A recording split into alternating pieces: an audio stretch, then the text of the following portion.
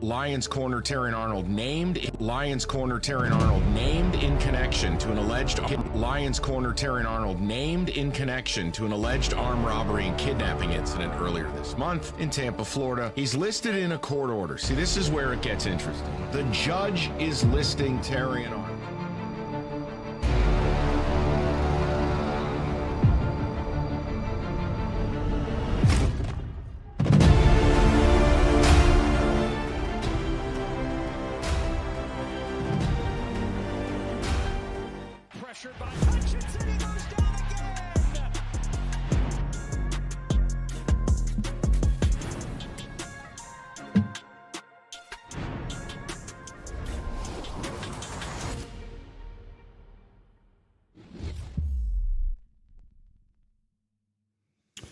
All right, my good people, what's happening, Lions fans? Good morning. It's the Rise and Grind Morning Show. It's Freak Out Friday, and maybe we should all freak out just a little bit.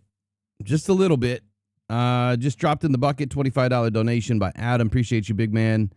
Hope you're doing well this morning. Let's talk about Terrion Arnold this morning. We're gonna get it out of the way. I know everybody and their brother, mother, and cousin, auntie, and uncle, and everybody else dropped something last night. I was a little disappointed in one outfit that someone put Terrion Arnold in on a thumbnail. I thought that was totally disrespectful. That we're not even there yet. But hey, pushing for clicks, man. That's what you get. I want to have a serious conversation. I want to bring in Cam Newton. I'm going to bring in Brad Holmes, and we're going to talk about it. We're going to put it to bed. At the end of the day, what Terrion Arnold needs to understand and know from myself and from this channel and from the people that we deal with on a daily is that we're all about the truth, honesty, and transparency. And above all else, we believe Terrion Arnold is innocent until proven guilty.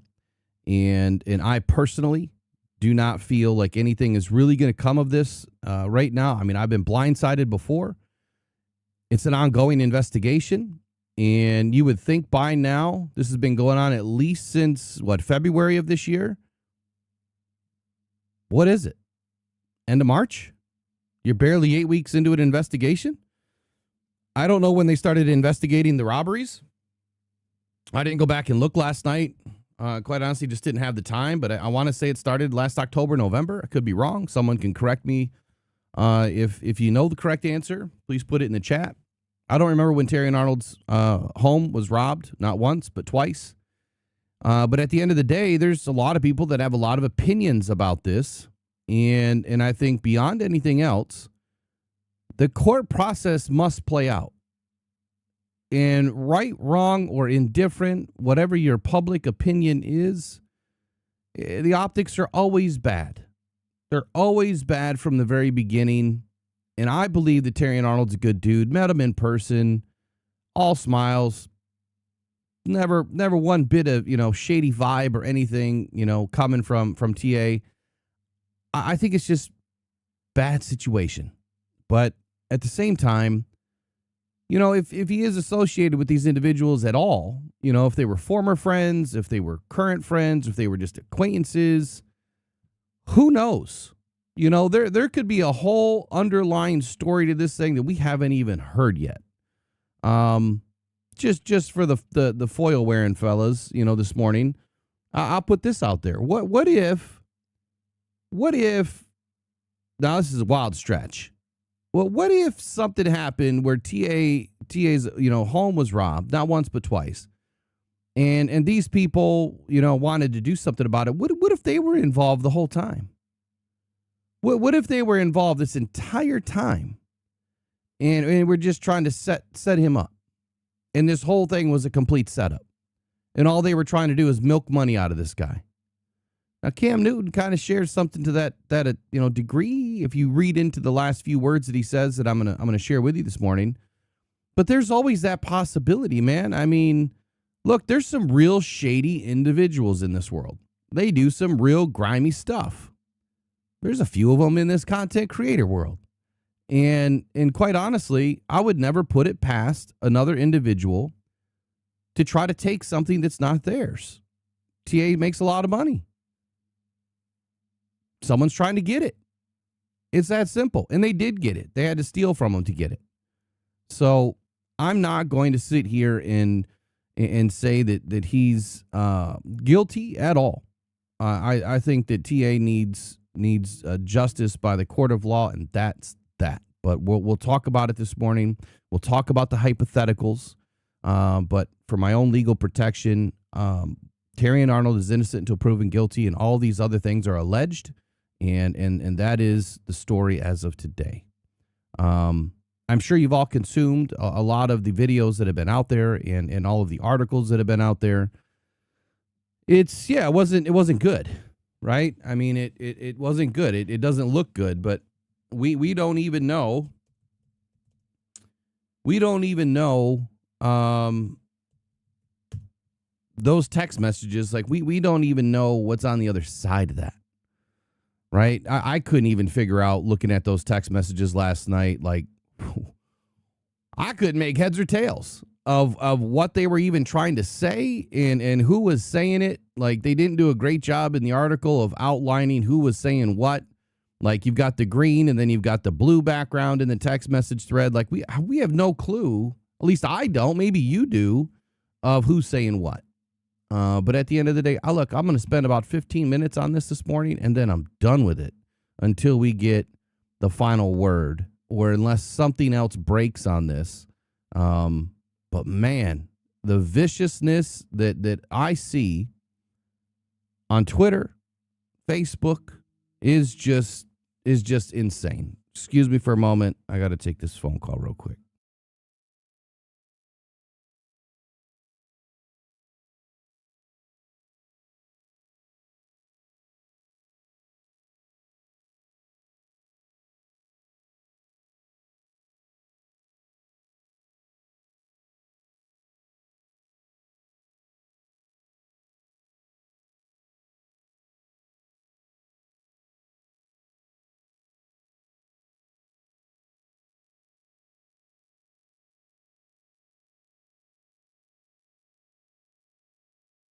All right.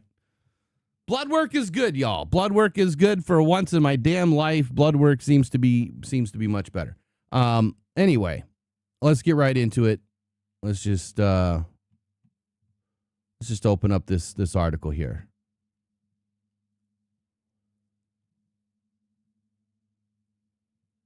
Oh, look at that. It's right on the text. You see, so I don't even know like what's what here, but I'll go through this one more time real quick.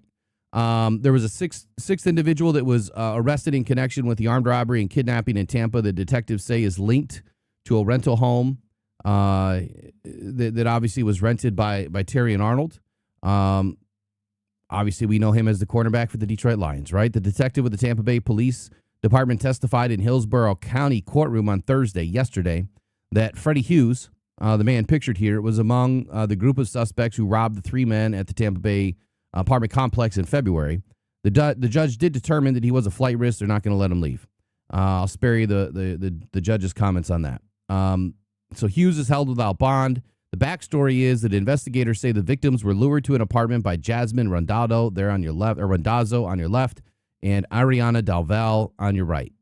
There was linkage that was saying that Terrion Arnold was the boyfriend of Dalval, or Dalval was the girlfriend of TA. That has since been disputed through Terrion Arnold's attorney.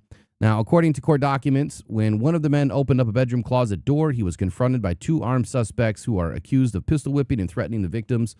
Detectives say that Bohakai Hilton, 23 years old, and Christian Williams, 24 years old, along with Lindell Hudson, who's 26 years old, were armed and held the victims against their will inside the apartment at the Eagles Point at Tampa Palms Complex on February 4.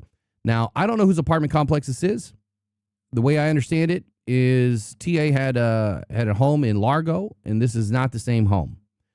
So there's the three individuals there. Like I said last night in the video, when I first saw this picture on the left, I quick glanced at him like, oh my God, is that TA? And then, yeah, no, clearly it wasn't. Detectives believe that the armed robbery is connected to the reported thefts at the Largo home that Arnold that was being rented by Terrion Arnold.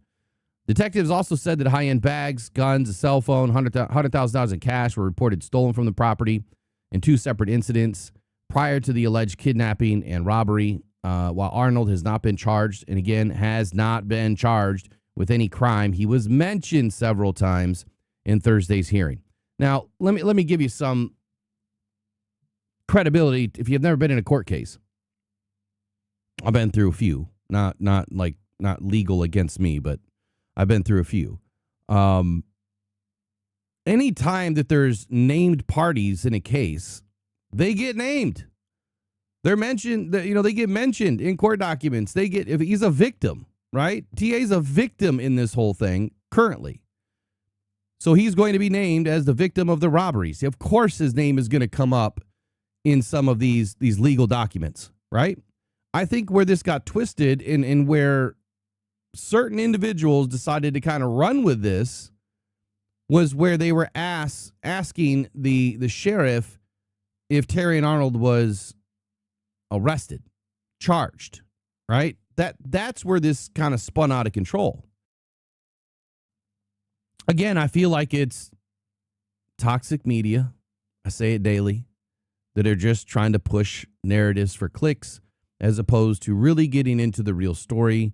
I mean, the FOIA, I think I might as well file one now because I want to know more. I don't think that they gave enough. I think between the articles that I've read on Detroit Free Press and here in Tampa's Fox News, there's not enough information. They didn't post anything. Really, they posted some text messages and a few exchanges, but where's the rest of it? That FOIA request had to return dozens of pages by now. Now, with an ongoing investigation on the home that Terrion Arnold rented, they're probably not going to release a whole lot, if anything, on that. But the other case, I mean, you already have guys and ladies arrested, so they're going to release some things. But if it's still ongoing, a lot of things can't be released. So anyway, the prosecution was asked, while the sheriff was on the stand, and getting asked questions by the prosecutor, said, quote, "There's a man involved in this case named Terrion Arnold. Is that correct?" The detective responded with the affirmative. That's correct.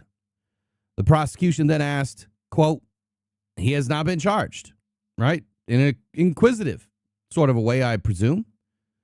And then the detective said, no, he has not. So after that exchange, the prosecution asked again, quote, "But his name popped up." And the detective then answered again, yes, he does.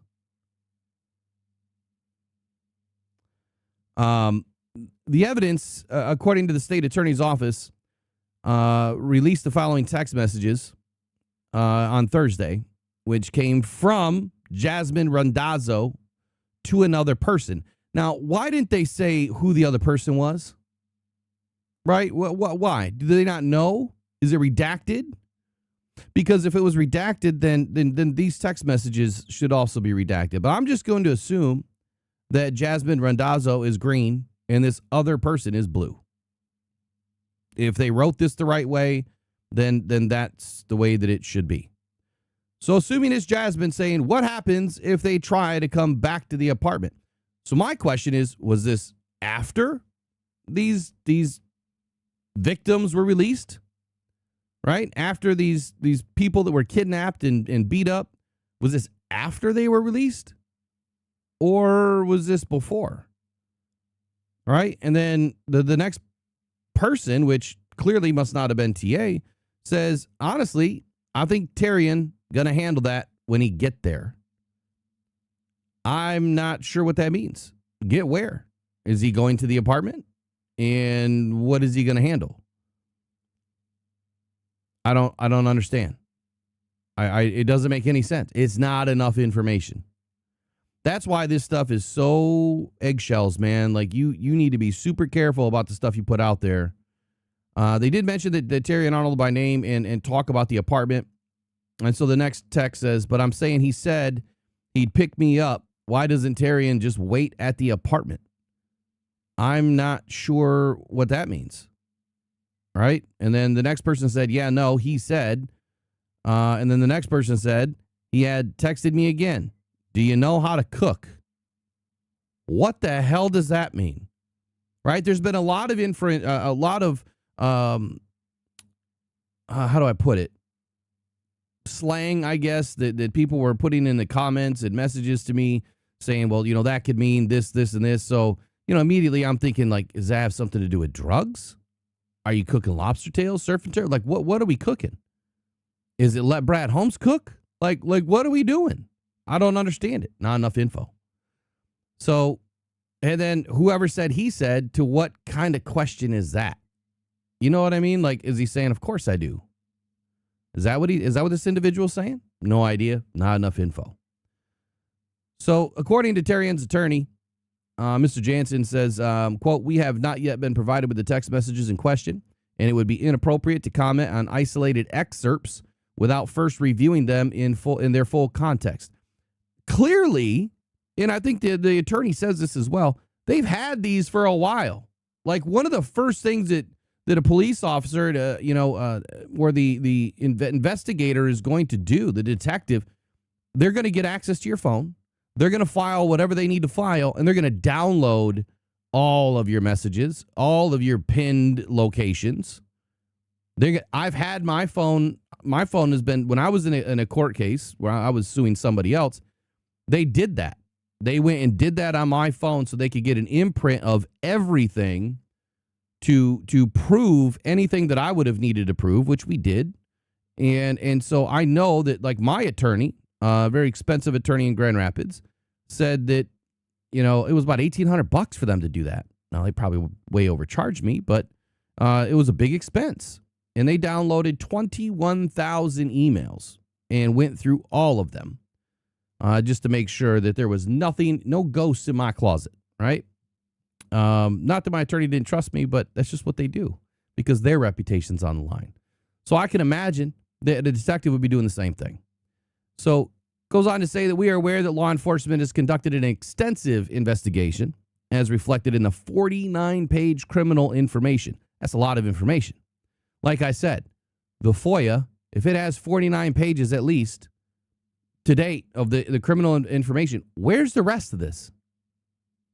How many times is TA mentioned in this, right?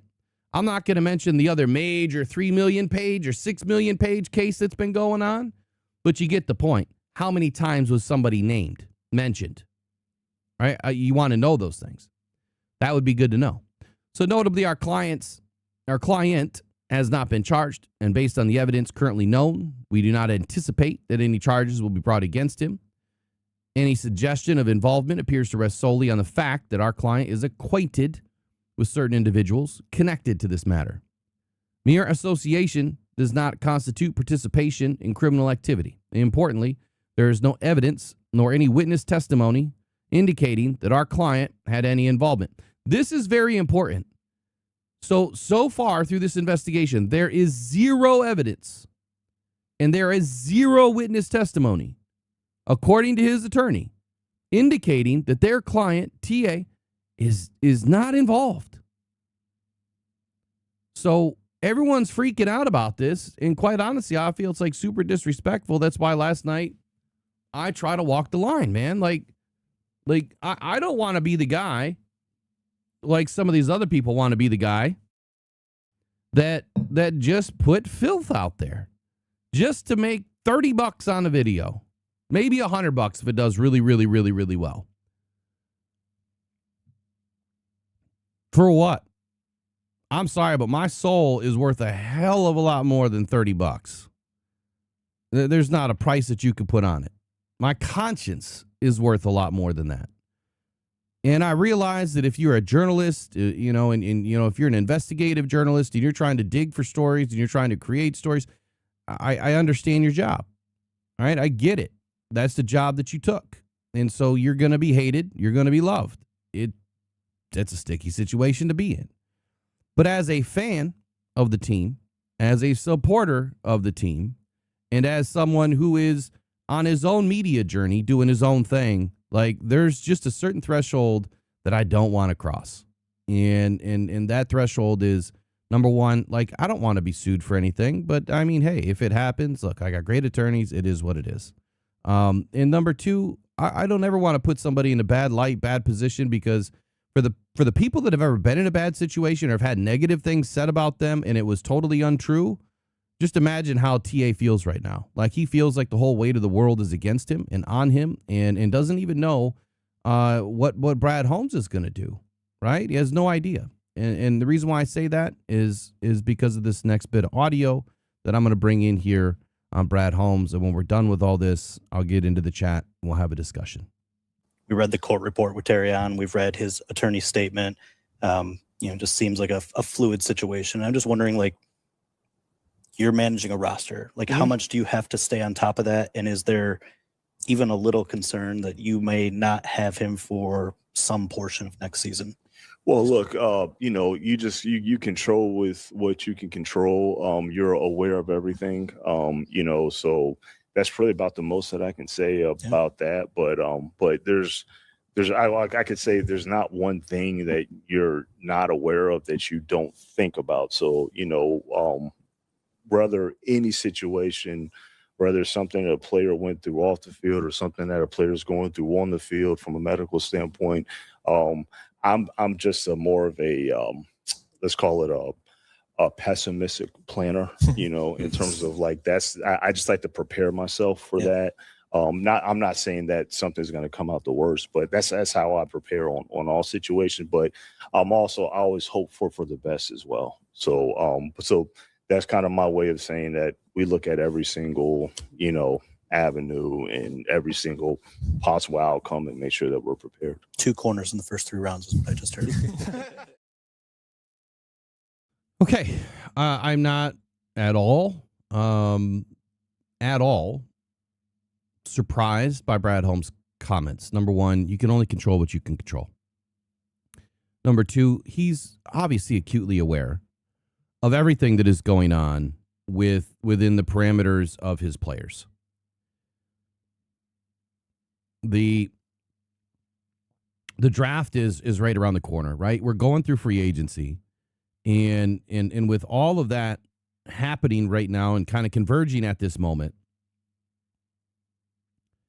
Brad Holmes has to make a decision. And that decision is, am I hedging my bets on the man that I drafted in the first round of the 2024 NFL draft with pick number 24? Do I trust the man that I drafted? Well, the young man that I drafted, the man that we're trying, the young man that we're trying to mold into a man, right? Can I trust him? Do I trust what's going on here? Has their attorney been able to give me enough information?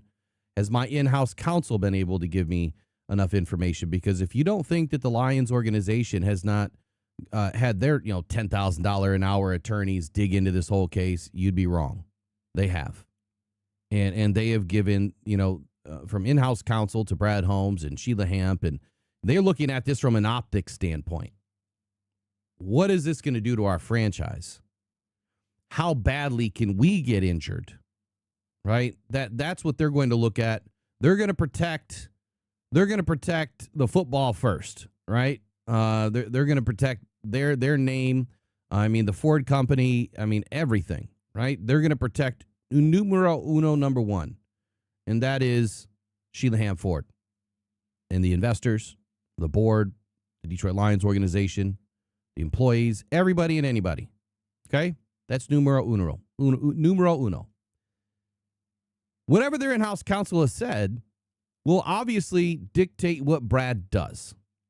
Now, if Brad Holmes were to have released Terrion Arnold already, then that would probably tell us there's something bad coming down.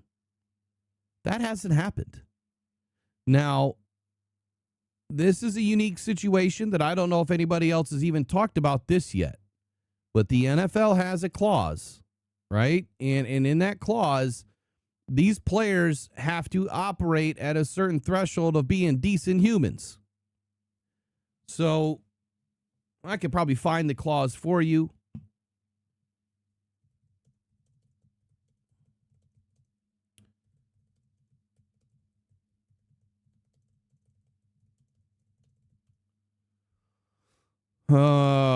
So they may have changed, but the NFL personal conduct policy, the morals clause or the morality clause or the conducts clause, whatever they call it. Obviously, it's, conduct detrimental. Like if in Article 46 of, I don't know if it's the new or the old collective bargaining agreement that allows the league to punish players for actions that damage the reputation of the game, right? So what I was just saying a minute ago about their in-house counsel and what the Lions are doing, the NFL's also doing this. Like, they're going to get their hands on anything and everything that they can, too, to make a determination, do we have a conduct detrimental clause that's being broken by one of our players? You have the morals clause, right? This acts as a provision in player contracts that allows for unilateral right to suspend or terminate the contract if the player engages in behavior that could negatively impact the team, the league, sponsors, and such as criminal activity, violence, or several or severe scandals. The personal conduct policy, the league holds players to a standard of high moral character and dictates that employees must conduct themselves in ways that favorably reflect on themselves, their teams, their communities that they represent. So this is not done when TA beats this case. He's not even really involved in it so far, but he is kind of, right? When this all goes away, the NFL still could potentially suspend TA. Potentially. Not saying he will. Not saying that they will do that. If the Lions had a way to wiggle out of a contract, I mean, we've seen something happen, like, remember Cam Sutton's whole issue? Well, Cam Sutton went into a diversionary program, so he didn't even really get charged with anything. I mean, he did, but he didn't. But a lot of that stuff ended up getting dropped, by, I think that was a Tampa court as well. And man, our players need to stay the hell out of Tampa. So I think it was Tampa. So anyway, I guess what I'm saying here is this isn't over. Even though it'll be over in the court system at some point soon, it's still never over. Like, if the NFL decides that, something happened here and that, this conduct was detrimental to the team, to the sponsors, to the franchise, to the league, to whatever, their communities, if this is now a black eye on the Lions, like, they could do something that could negatively impact Terrion's future. We don't want that, right? And selfishly, as Lions fans, you don't want that because you need a really good cornerback on the football field. Put that aside, okay? None of that even matters. Put the human first. Terrion Arnold needs to be treated as a human. Great, he's a football player. That's his job. But as a human, this man needs the respect, the love, the guidance, and at least the morality from yourself to not go put the filth that I've already seen on social media. You're going to do what you want. But to go out and say all these things negatively against Terrion, and I'm not even going to bring them up because it's a waste of my time. You know who you are. You know what's been said. You've probably seen it yourself. And I don't understand it. I really don't understand it. You may not like the player because he hasn't had the best couple of seasons to start his career. But that is no reason to say the things that have been said about TA. It goes beyond football, man. It has to. You have to be able to be a decent human. And maybe we just don't have decent humans, as some of our fans, which is likely. Next up, I'm going to bring in Cam Newton. And I'm hesitant to play the video here. So I'm going to play the audio. And instead, let's play the audio here of Mr. Cam Newton. Oh, what the hell? We'll just play the video. You know what? He brought in Valenti's video, so I can bring in your video, dude. Go ahead. Get at me, dog. I'll just file a complaint. Sorry about the looks, because I don't know why my Twitter capture is not looking good today, but it's not. This is what it is. Lions corner Terrion Arnold named in connection to an alleged armed robbery and kidnapping incident earlier this month in Tampa, Florida. He's listed in a court order. See, this is where it gets interesting. The judge is listing Terrion Arnold. So for the people who say, well, he's not charged yet. Okay, just understand him getting listed and then a quote in the court order, it scares me because I wonder if there's something coming. Friends, associates, plus ones, and members of the family. This is how you prove your value. You protect the bag. The bag is the person that is impacting all of our lives. There should never be a mentioning and utter and uttermost thought that the bag is in jeopardy. I've been around a couple of years now, and they can never say Cam did something stupid. Now, I will admit, Cam may have said something stupid. I don't know, I'm about to say it. But Cam ain't never did nothing. The supporting cast has to understand if there's any issues, that's where we bring our back. That's where we step up. That's how I can pay back my restitution to you. Why in the world is Terrion Arnold being mentioned in a court case when he has partners, friends, homeboys, brothers, sisters, uncles, aunties, mamas, daddies, teammates, peers, close cousins, all that, all the, hey man, you understand what's happening here. Hold on. What you about to do? No. We got this. One thing about it, Peggy, that ain't to say ain't never been tried. That ain't ever to say like, ain't nobody ever did me wrong. That ain't to ever say that I ain't never wanna go get some straightener for myself. But guess what? I had a close-knit group that said, no, not you. Hey, you stay right here. We'll take care of this. And it got done. Well, his representation said he had no connection with it, but his alleged rental property was robbed twice, and they stole $100,000 in cash, jewelry, a phone, and other items that were stolen from his property. And so they said it was set up. And so, when they got back, his people said they lured the suspected robbers, they lured them in, and then they did their own prosecution with a little pistol whip. Hey, sometimes you gotta go full-blown Rambo. That's not the point of the story. The point of the story is, why is he in jeopardy? Whether if it was a rental property, cool. Hey, bro, we ain't staying here no more. I'm making the executive leader. Even though you paying for it, hey, bro, we can't stay here. Because I know Terrion Arnold and his family well. Not a bad kid. Always high energy. But what I will tell him and others as we approach the draft, be very mindful of the people who see a mind full.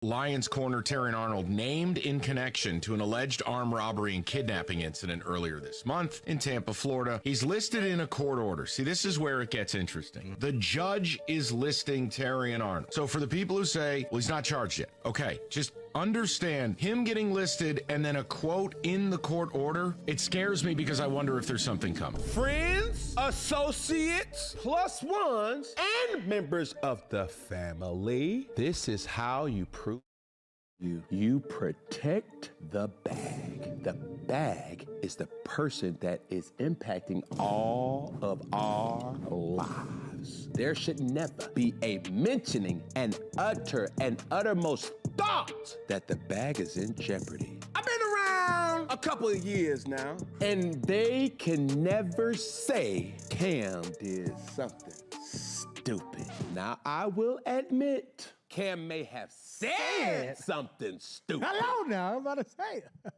But Cam ain't never did nothing. The supporting cast has to understand if there's any issues, that's where we bring our back. That's where we step up. That's how I can pay back my restitution to you. Why in the world is Terrion Arnold being mentioned in a court case when he has partners, friends, homeboys, brothers, sisters, uncles, aunties, mamas, daddies, teammates, peers, close cousins, all that, all the, hey man, you understand what's happening here. Hold on. What you about to do? No. We got this. One thing about it, Peggy, that ain't to say ain't never been tried. That ain't ever to say like, ain't nobody ever did me wrong. That ain't to ever say that I ain't never wanna go get some straightener for myself. But guess what? I had a close-knit group that said, no, not you. Hey, you stay right here. We'll take care of this. And it got done. Well, his representation said he had no connection with it, but his alleged rental property was robbed twice, and they stole $100,000 in cash, jewelry, a phone, and other items that were stolen from his property. And so they said they were set up. And so, when they got back, his people said they lured the suspected robbers, they lured them in, and then they did their own prosecution with Which is cool. a little pistol whip. Hey, sometimes you gotta go full blown Rambo. That's not the point of the story. The point of the story is, why is he in jeopardy? Whether if it was a rental property, cool. Hey, bro, we ain't staying here no more. I'm making the executive leader. Even though you paying for it, hey, bro, we can't stay here. Because I know Terrion Arnold and his family well. Not a bad kid. Always high energy. But what I will tell him and others as we approach the draft, be very mindful of the people who see a mind full. And that's the key. And I'm hoping that we don't have an audio issue. I got this little echo going on, and I think we're okay now. Just let me know in the chat if it's not. I'll have to turn something back on. But the last statement that Cam says, like, you have to be mindful, right, that they don't see a mindful. And I'm taking that as, look, you don't need to show people everything that you have, right? Don't flaunt. Don't show anyone a damn thing. You live a broke life. Cam Newton's always lived a broke life, but he's rich as hell, and he'll tell you that. He doesn't flaunt. He doesn't even wear real jewelry. Like, he's got a hat business now that he makes a ton of money on. You just don't show people the inner workings of everything. It's something that I've always done too. I've communicated very little about what I do, who I am, what I have to anybody, because they don't need to know. They're on a need-to-know basis, and you don't need to know. Very few and far between do I explain what I am to, what I've done to certain people. And that's the way that these guys need to operate, man.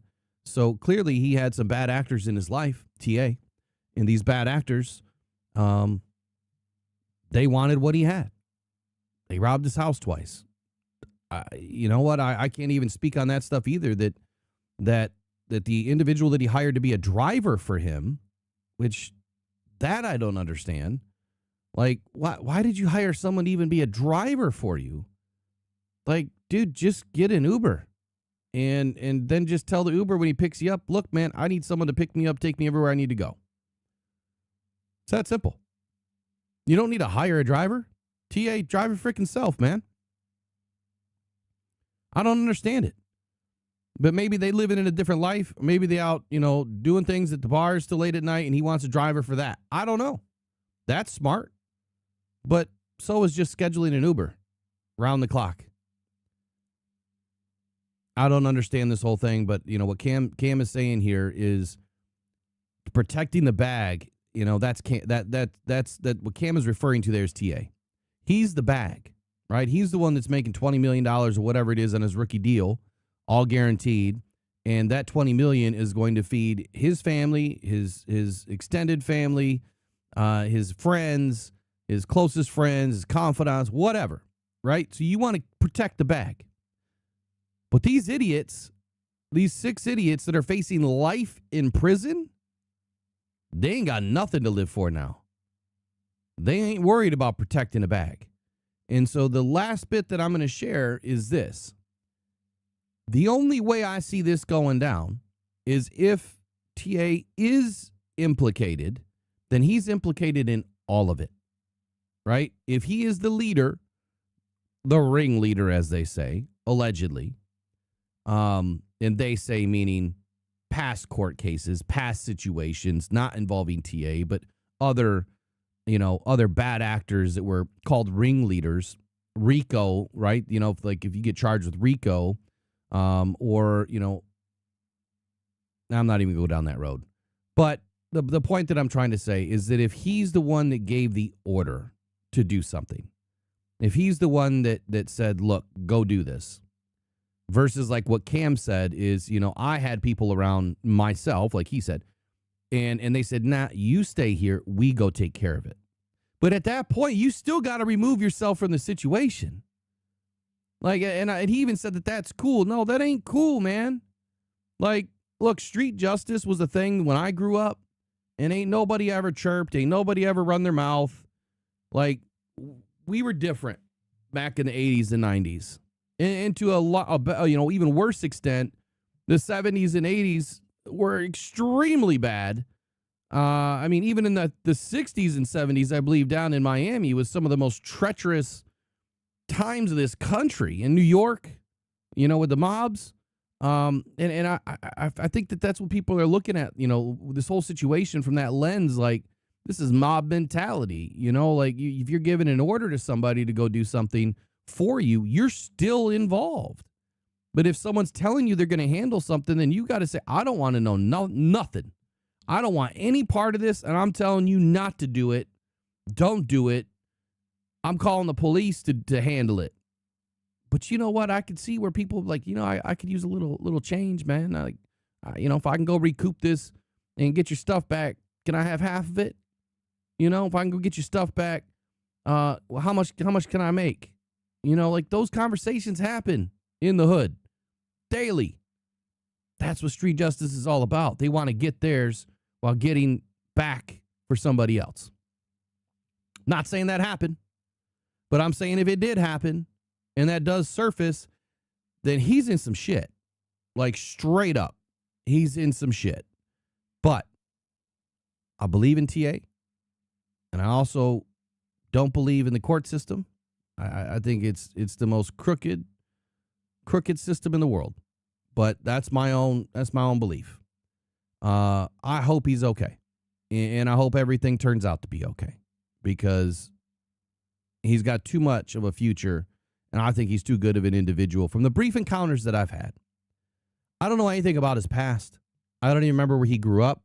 I don't know what kind of life he had, as a young kid. I don't know if he was in a rough neighborhood. I don't know how he got mixed up with these 6 individuals, man, because they're young and they are dumb. So that is not the kind of individuals I would expect TA to ever be around. But that just tells you how much we really know people, man. It really does. It really does. So with that, I'm going to digress. I think that we need to just let the court play out, man. Just let the court play out. Okay. Good. David Kudlek says, I'm going to wait before making any judgments. There you go, man. It's a good attitude to have. Shane says this distraction does suck for him and the team, though. It absolutely does. And I would agree with that. Distractions, man, noise. I've already written my 3 things down for the day of the things that I needed to accomplish. The noise is what I don't want. Attila says Mike Valeni is the biggest fear-mongering, rage-baiting media member in Detroit. It makes him popular, so I don't blame him, but others try to imitate it. I don't know if he was fear-mongering with that he read. I think that he was just giving the news of what was happening. That was about a month ago. Like, all of this was back not even a month ago, 3 weeks ago. It was March 4th is when Cam did this, and when I think it came out with Valenti around the same time. I think that we spoke about it around the same time. I think I did a video or a live or something. But overall, I put a poll up this morning and I asked, will Terrion Arnold's replacement be drafted in 2026? So far, 62 votes. It's 50-50 split. 50-50 split. If I were to vote in there, I would say my honest opinion is yes. And you know why? It has nothing to do with TA. Do you know why I believe a replacement would be drafted? Because if I value Brad Holmes for the GM that he is, and if Brad Holmes is the GM that I think he is, then I would hope that he is going to over-prepare, similarly to what he shared with his interview, where, he's going to be aware of everything and he has to prepare for everything. I would say that in this draft, which has some good corners in it, you need to prepare. Now, is that a first-round corner? Doesn't need to be. It doesn't need to be. But we already need a safety, and we definitely need another corner. Why? again, it's irresponsible to go into this season expecting Ennis Rakestraw to be anything. He may turn out to be the best corner yet that we drafted, but we don't know that yet. And if I'm a GM, I'm not hedging my bets on that. And I don't give two rips about BPA in this draft then. I'm going to go get the best corner and best safety available wherever that pick is. I want the best, and I'm going to do whatever I can to get the best. Does that mean I'm going to reach 30 spots or 40? No, but I'm going to do whatever I can to get my player. So if Brad is the GM that I think he is, he's going to draft a corner. Now, will a 6th or 7th or 5th round pick be the replacement? Hell no. Could it be a diamond in the rough? Absolutely. But I to a lesser degree, I that's not a replacement to me. A replacement would be a top 3 round pick. And even to that extent, I mean, like I've always said, 3rd round picks are not meant to be starters right away, depending on your roster construction, depending on where you are in a rebuild, depending on where you are with how many players you lost in free agency. You might have to start an abnormal amount of day 3 picks or day 2 picks. The Lions did that in 21 and 22. We didn't do that as much in 23, 24, and 25, did we? Now, we started Christian Mahogany from 2024 because he won the job, right? Miles Frazier got some action last year because he won a job. So it's a sad story, man. It sucks. It sucks, being the person that is being accused of these things. And if you are innocent, then you are innocent, and we hope that the law gets it right. I just don't trust the law. I don't. I just don't. I mean, I appreciate what they do, and they have a hard enough job, but I'm not even going to bring the whole other side of this into it, the whole race thing. But man,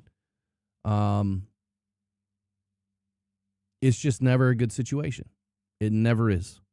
It never is. So, TA, man, again, if you listen to this, if your family, your lawyer, your friends, if anyone listens to this, just know, and you can tell them, I got his back. I want him to do well. I want him to succeed. I want him to be free of this. And this is the last time I'm going to talk about it until this case is closed or something crazy pops up, because it's a waste of everybody's time. And we want to give a good positive light on TA, not a negative light. So maybe we'll find some good positive things to talk about here soon with TA, and that'll be that. And even if the Lions do draft somebody and he gets cleared, then they're just going to battle it out, man. I don't know why. Something's wrong with OBS. It's like I put up one thing that says ads off by 8:45. Do you guys see that 3 times, or do you see it 1 time? Because I see it 3 times. You know what? I better take a picture of that so I can send it in. Oh. What is wrong with my screen?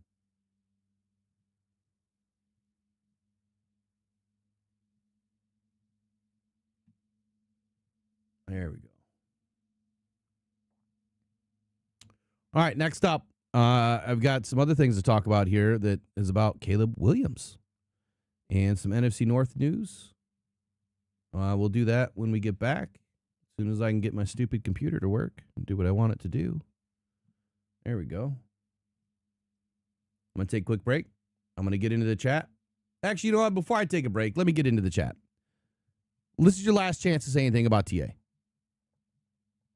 You know what I'm saying? Like, this is the last chance. I don't even want to talk about it the rest of the day or over the weekend or even next week unless something pops. So this is your last chance. Before I don't really want to acknowledge anything else into the chat, but last chance. Anything you want to add to this?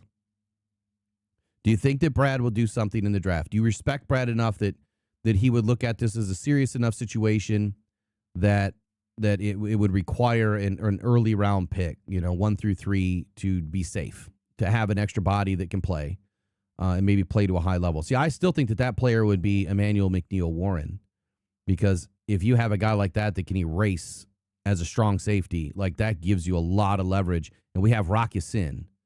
So bringing back Rock Ya-Sin, in my opinion, like that was the immediate move to say, look, we need you because of this, no matter what. You're the starting, corner until this whole thing blows over. And then even then, it's competition. But you bring in a safety that can give you immediate help. I still think that would be the play first.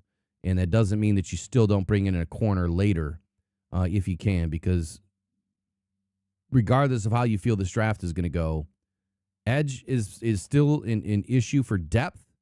I wouldn't say for starters, but for depth, it definitely is. Now, my roster roulette system says you're drafting one early, but we'll see where that goes. And this draft happened to line up that way, too, that you're going to have some early options in round 1 and round 2 that are going to be really good players. It's just not all of them are 4-3.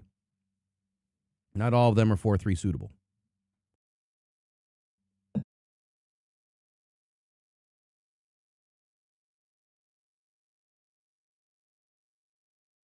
Trace,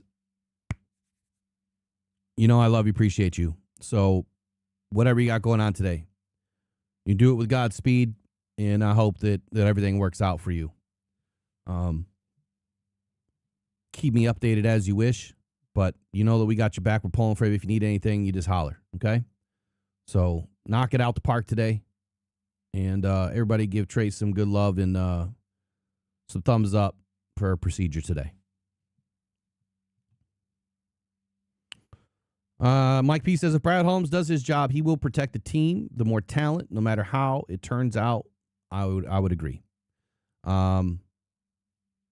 Yep, Shane, I would agree, man. If he is involved, that's exactly what's going to happen, because he'll be right at the top of the list. I don't think it could go another way. You know, I mean, if you're involved, you're involved. Like, even if you weren't there, then you're involved in a different way, which could be in a worse way. It just depends on what pops up. You know what I'm wondering, though, because, and this is kind of weird, like I got TA's number last year at the draft, and we exchanged phone numbers, right? The phone that got stolen, does that have my info in it? And is that the end of it? If I've been texting someone that's got a stolen phone? That's why I didn't hear back? I don't know. I have no idea. No clue. No clue. I was thinking about that last night.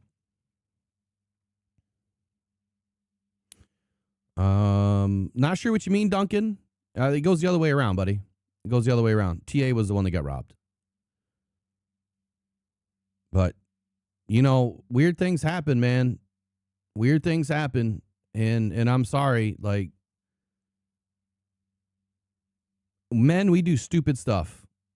You know, we do stupid stuff because we have testosterone, and sometimes that gets in front of our better decisions. So, all right, so that's it. We're ending it with TA. I'll be right back. Take a quick break. Up next, we'll talk about Caleb Williams. He's in some trouble. Trying to file some trademarks, and I think he's just ridiculous. We'll be right back.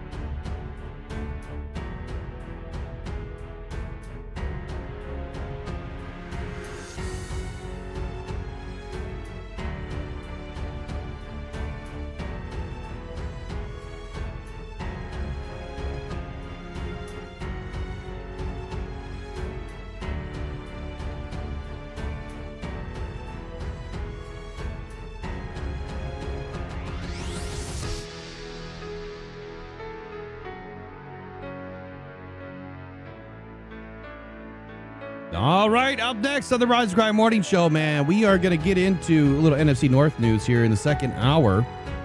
Caleb Williams wants to be called the Iceman? Pressured by Hutchinson, he goes down again.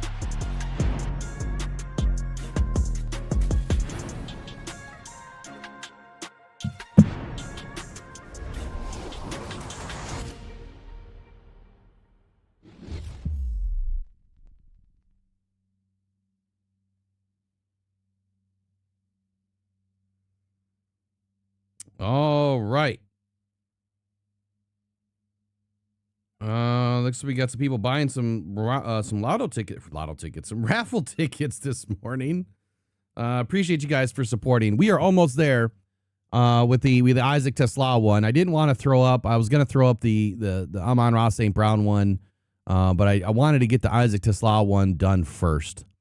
So I think that we are going to be close enough to get it done next week, and then we'll put up the Amon-Ra St. Brown. It is a coveted salute to service jersey. You know, they're a few $100, so we definitely got to hit the right number for that one.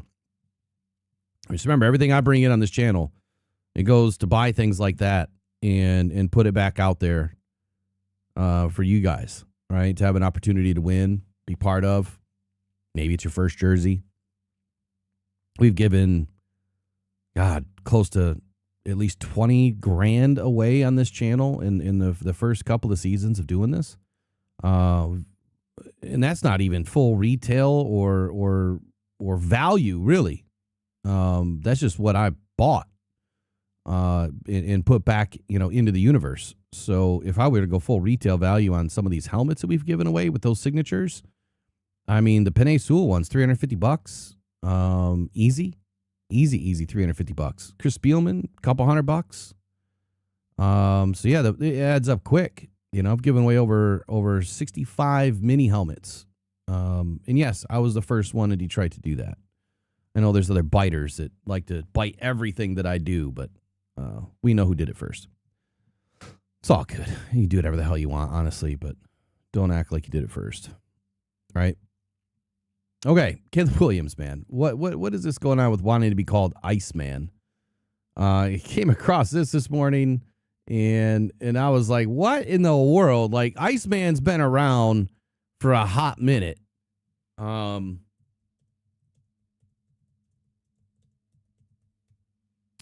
mean, that nickname's been around for a long time.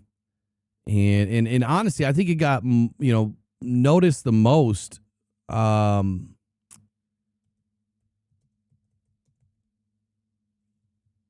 with Val Kilmer, right? Val Kilmer being Iceman. He was the lieutenant in Top Gun, the original Top Gun that came out 1980s. I don't know, 85, 86, 87, somewhere in that range. But that's the Iceman. Like that's who I think of when I think of Iceman. Outside of, wasn't there some Avenger characters? I'm not well versed in that stuff, but wasn't there an Iceman or something like that? Wasn't there an Iceman in Mortal Kombat? I don't know.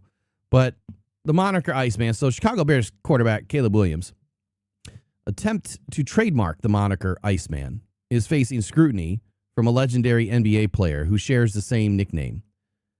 Last I knew, you couldn't trademark a word, right? Like, you can't trademark a word. George Gervin, Hall of Famer, four-time NBA scoring champ, told ESPN that he was caught off guard when he learned that Williams had attempted to trademark Iceman, the nickname that Williams earned during the 2025 season for his late-game performances that culminated with the Bears winning their first playoff game in 15 years. I've been Iceman for 40-something years, he says. Hold on, let me make this bigger. For 40-something years, Gervin said, I never thought anybody would try to trademark it. He kind of knocked me out the box. On March 16th, Caleb Williams Holding Inc. filed 4 trademark applications with the USPTO office related to the Iceman nickname. According to the trademark application, goods and services related to the nickname or the name include athletic sporting goods and equipment, water bottles, T-shirts, sweatshirts, jerseys, hats, eyewear, yada, yada, yada. On March 20th, Gervin Interests LLC filed 2 trademark applications for Iceman and Iceman 44, the latter of which references the jersey number Gervin wore throughout his NBA career in 1987. The San Antonio Spurs retired Gervin's number. One of the biggest questions, according to the trademark attorney Josh Gerben of Gerben IP, is how trademark rights are viewed. Gerben said Gervin could claim that even though he didn't file the trademark, he was using it before Williams. And that's something that I learned a long time ago, that even if you file your patent or your trademark late, if you've been known as a certain thing or been called a certain thing and you've used it before anybody else, like Villain Squad, I'm the one that came up with Villain Squad apparel, and then someone ripped that off from me. I know that I was using it first because it's in my very first content. So even though I have the full rights to go after it, I just let it go for now. The point is if you are the first to use it, it doesn't matter if your application was filed first. So going on to a decision on the matter is likely several months away. It takes a long time to get a trademark. But if Williams' application is accepted, Gerben said that George will have a 30-day period in which he can file a formal opposition to Caleb's applications. And that's where I would expect that that George will be able to show, hey, look, I got video, whatever, from way back when, where I was called the Iceman. And that's all you have to produce. It's just one instance where you've used it. I don't know if he's made a T-shirt in the past.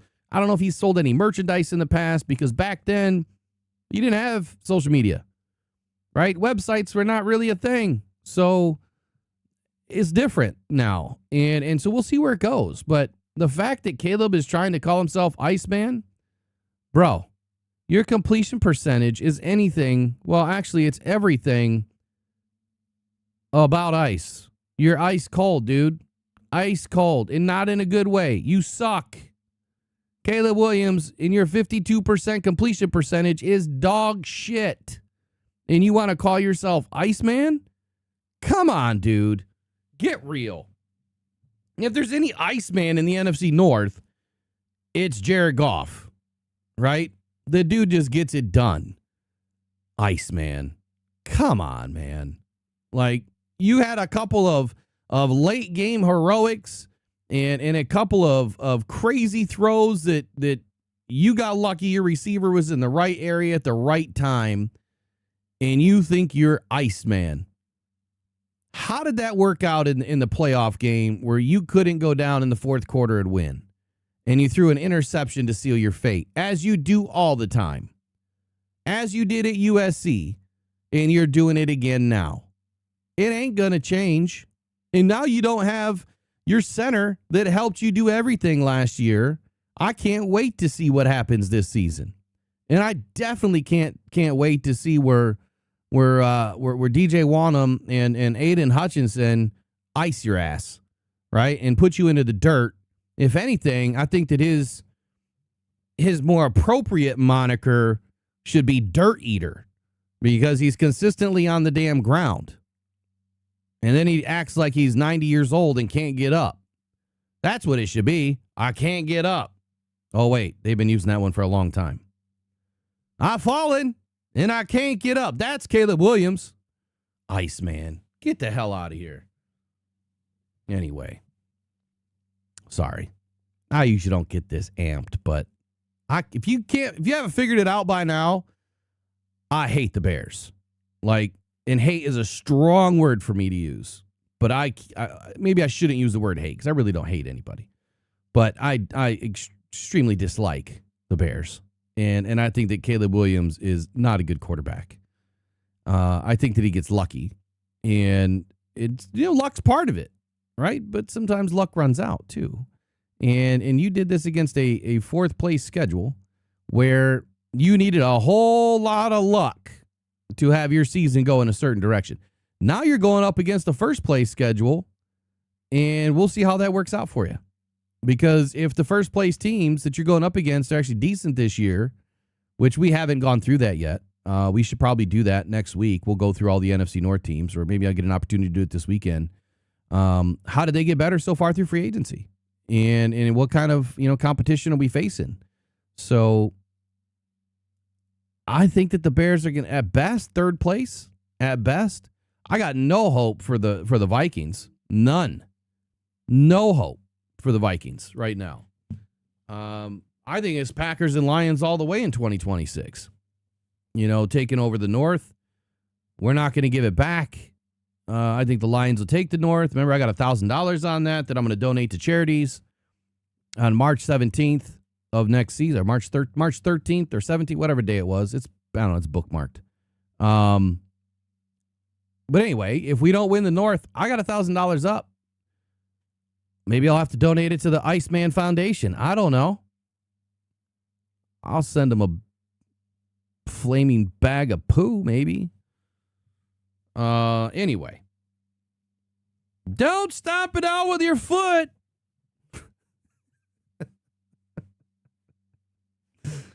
Oh, Iceman. Let's see. NFC North. What else has happened in NFC North news?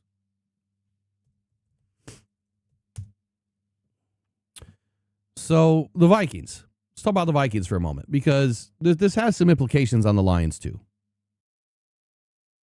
Now, last night, I'm sitting down, relaxing for a moment, and I started to think, did the Lions really just screw up by bringing back Teddy B? Yes or no? And I had a hard time coming up with a no. I think it was the right move. But could they have gotten one step better? I think so. And I guess the question that I have is about Kyler Murray. And even though I don't think that Kyler Murray is a great quarterback, I do believe he can help you win some football games. If you absolutely needed him to. If you needed him to step in and be the number one, I think that Kyler Murray is going to win some games. So my question is, sorry, I'm trying to look something up.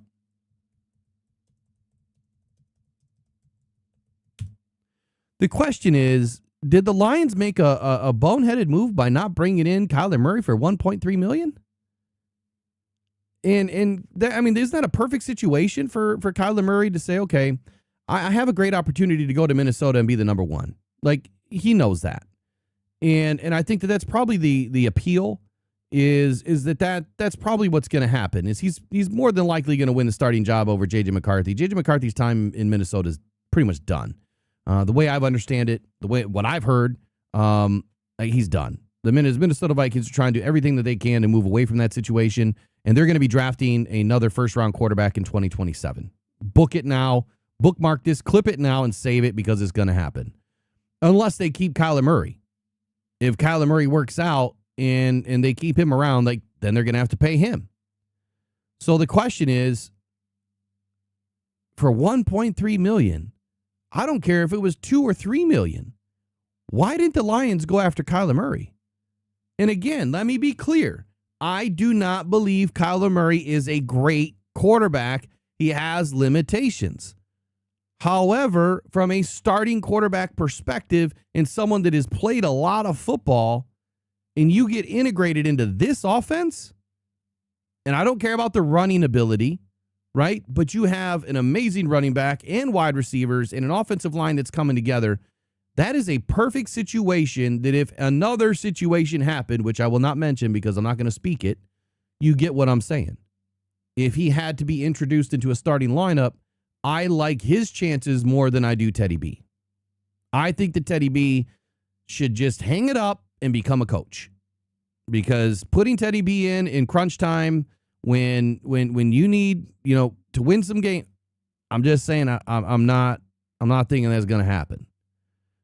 I'm not trying to throw shade at Teddy B. I think he's a great dude. I really do. But is he a great football player still?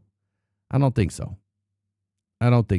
So that is probably my biggest heartburn about this roster, is that whether it was kicker, which we signed Bates back, great, or, I'll talk about that in a minute too, or it's quarterback, we've had a revolving door at both those positions for backups, right? Or just the kicker in general. Why can't we get that right? Why? I mean, they tried with Hooker, it didn't work out. But why can't they get that right? That's what I don't understand. That's what I don't understand.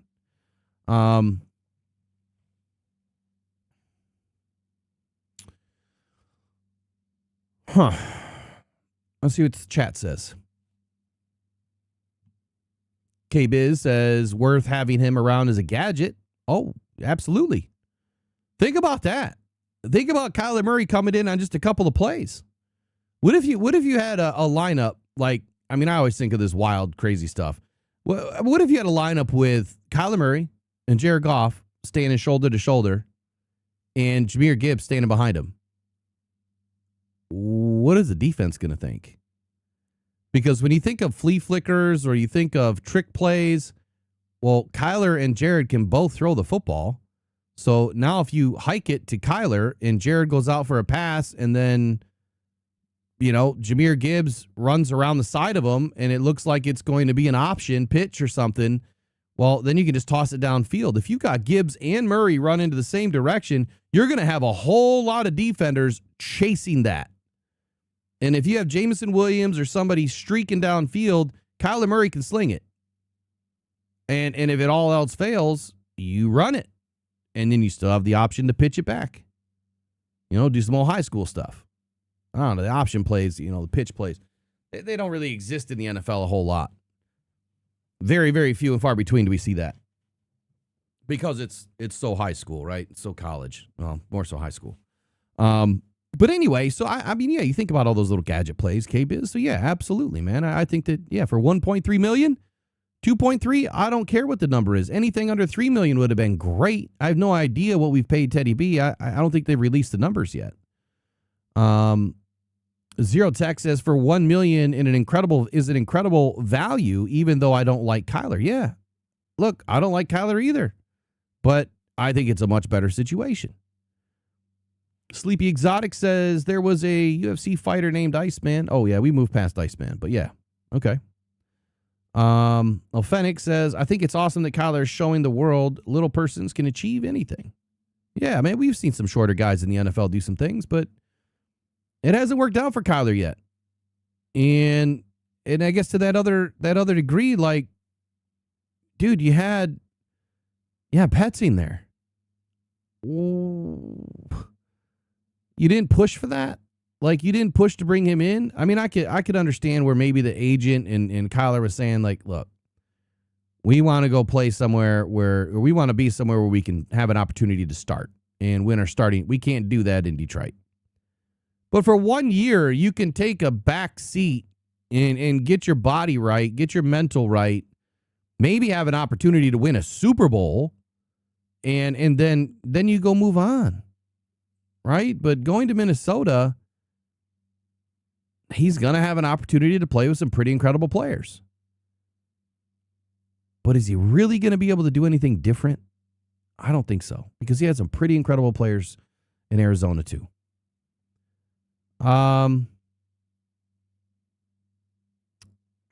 What else was said in here?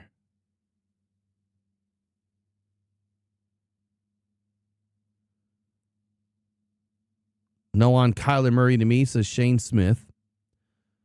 Jen 0657 says, no, we need Teddy to help with the drafted quarterback they will be getting. I mean, if we get a drafted quarterback this year, late, that really doesn't help us a whole lot, because he's going to be on the practice squad. And he's going to be protected, obviously, out of the very few players that you can protect. But is Teddy going to be the one that's going to help him, get up to speed? I mean, probably. I mean, there's that element, I guess. But I think that when you draft, a late round draft pick for a quarterback, I mean, it is what it is. You're bringing in an arm, someone that can take some snaps away from Jared Goff to give him a break, someone that can run the other side of the field there where they're running, 2 offenses, 2 defenses in practice. And Teddy B can do that too, but I see what you're saying.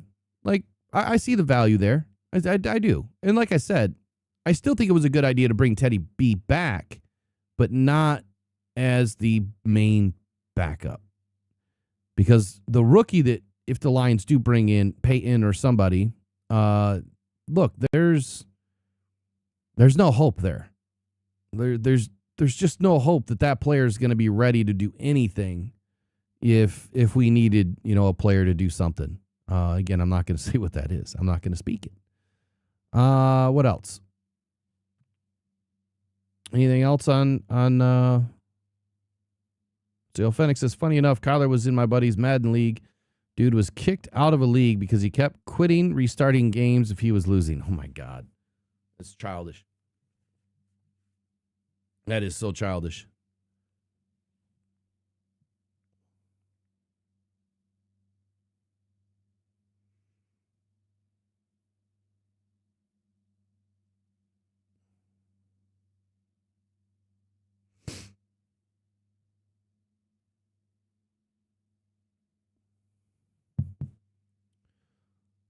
What else? Grandma Trey says, man, I know that Billy Sims helmet I won is priceless. I don't think you won that one, T-Money. I sent you that one. That is one that I had signed, I think it was last year. Nope, it was 2024. Billy Sims was at the draft in Detroit, and I went and spoke with him. I bought a few things, and then he signed that helmet. And so I had that one personally signed by Billy. And, yeah, man, that thing that was the Oklahoma helmet too. It's a rare helmet to find these days, but you know, I gotta get a hold of them. I'm glad you brought that up because I got to get a hold of them about doing some things this year. What else?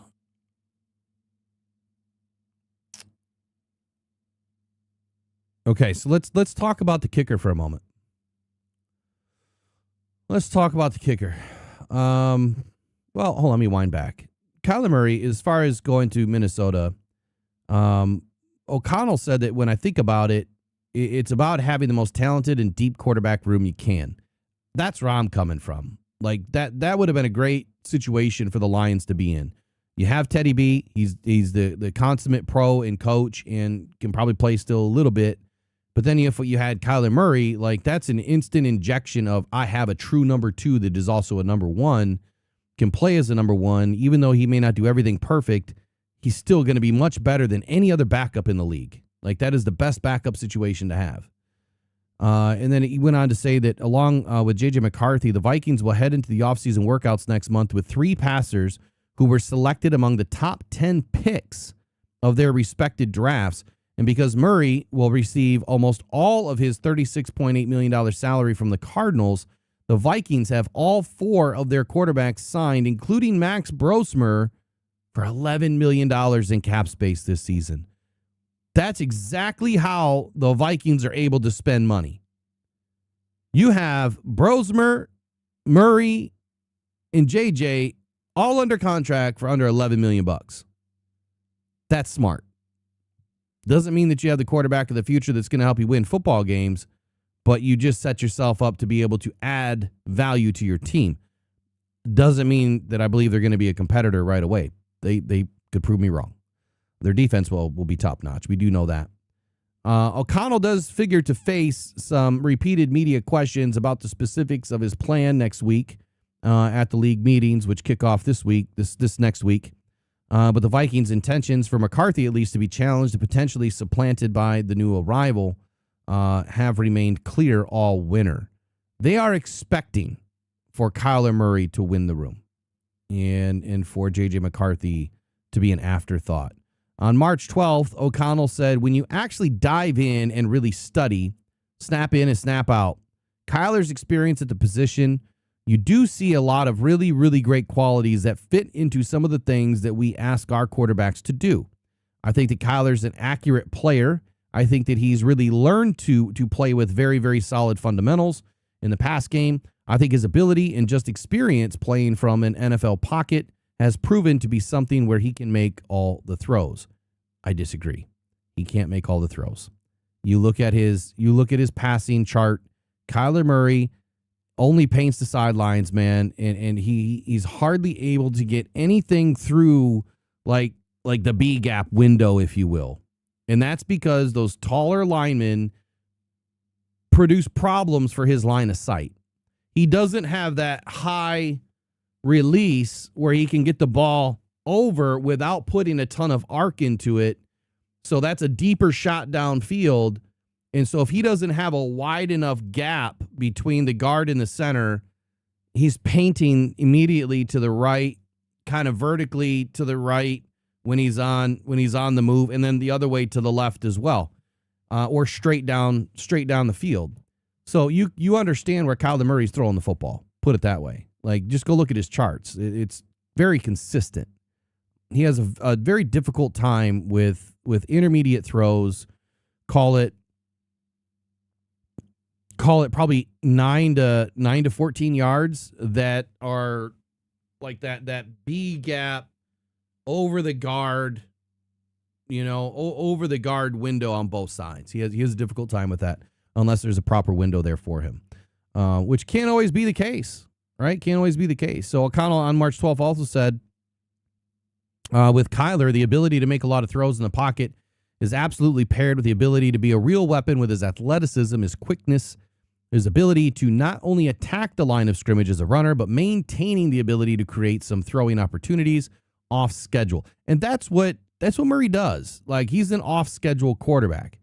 He's almost always throwing on the run. Hardly ever do I see him sticking and throwing in the pocket.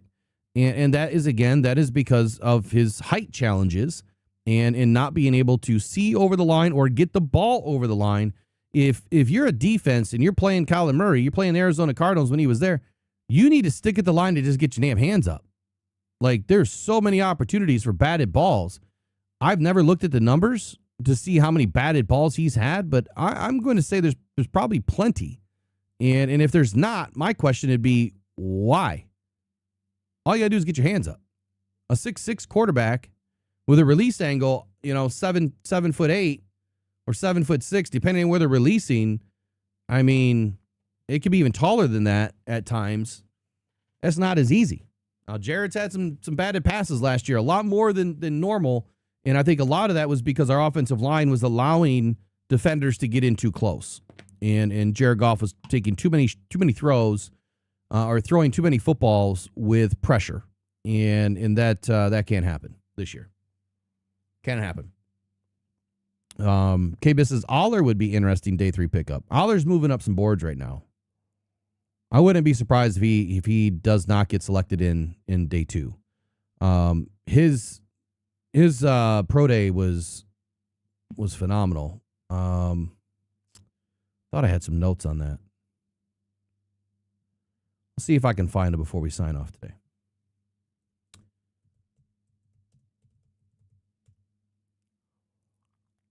Okay, here's the other thing. I wanted to talk about kicker for a moment. So,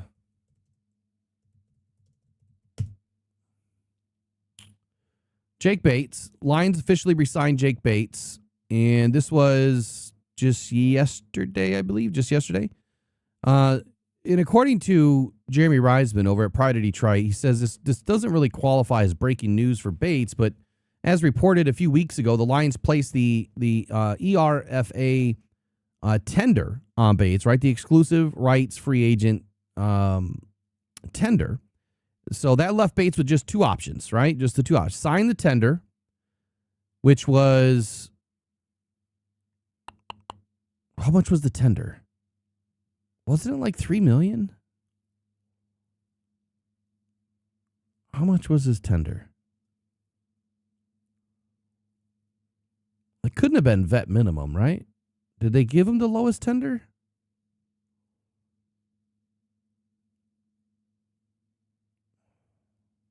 Hold on, let me look this up.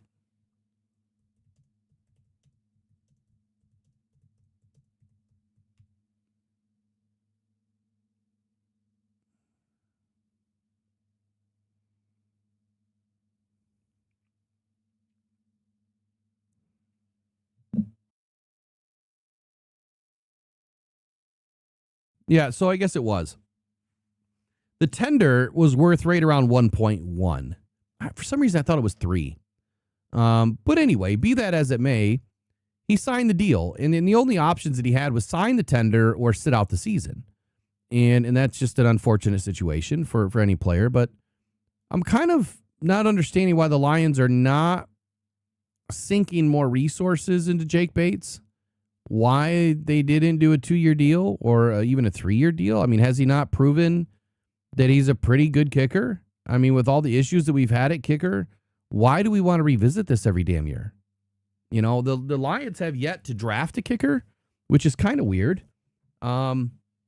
Especially given all the late round draft picks that we've had. Why haven't we just drafted a kicker?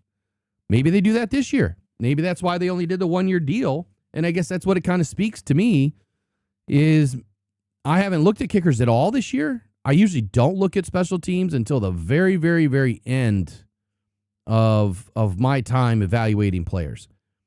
And even that is not extensive. So now I'm going to look at kickers this year and see where these guys line up, because maybe this speaks that the Lions are interested in signing a kicker this year in free agency, or drafting a kicker or looking to free agency in 2027. I don't know who's coming available yet, but we're going to look at it in just a moment. But the other question that I had is, there was another guy that was available, which this may be where I got my numbers mixed up. Brandon Aubrey. Brandon Aubrey had a second-round restricted free agency tender placed on him by the Cowboys for the 2026 season. He's an all-pro. This dude can kick the ball from anywhere. He's deadly accurate, one of the biggest legs in the league. But he wanted a record-breaking long-term deal. And so my question to you is that something that you would have been willing to do to bring in a player like Aubrey? Is it worth it to you to sink that kind of money into a kicker, a second-round pick that would go to the Cowboys? Or are you happy with Jake Bates? I'm only throwing this out there. I'm not saying that I'm one way or the other just yet. I'll ask, but let's put up a poll real quick. Here's the poll.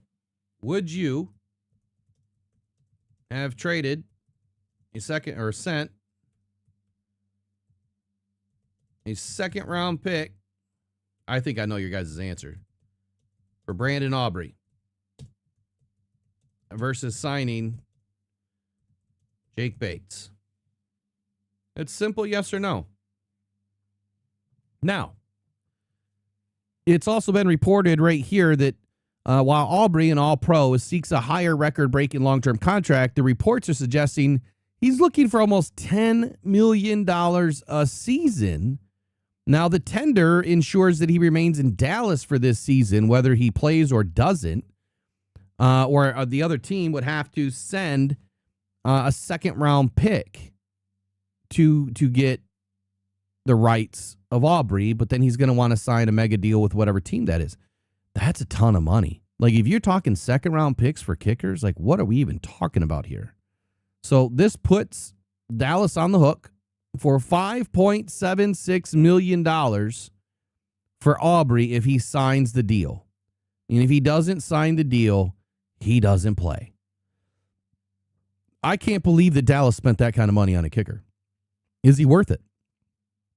I think what it all comes down to, which I haven't done the research on it, how many times has he won a game for the Cowboys? And to a lesser extent, I think when you look at how the Lions operate, how many times have we really needed Jake Bates to go in and win a game?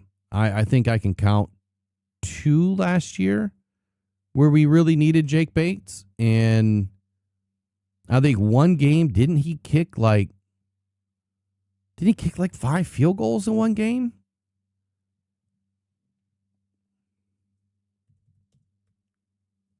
Let me see if I can look that up. Maybe my memory's soft today, but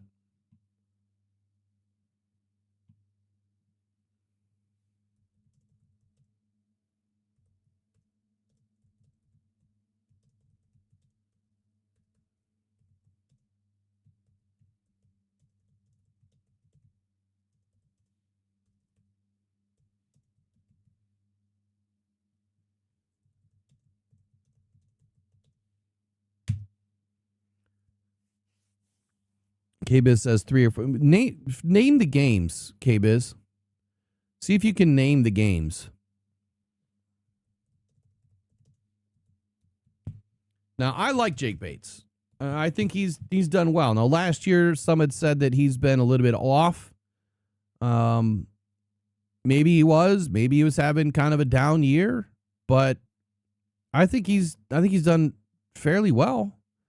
I mean, for a guy that nobody really gave a chance to, and that's my biggest question is to the Lions. Like, hasn't he done more than any kicker you've had since 2021? And what's the issue? I mean, let me look up his stats for a moment. I got so many damn windows open. Let me get some of these windows out of the way here. What don't I need open today? Really don't need YouTube open. Guess I don't need my email open either.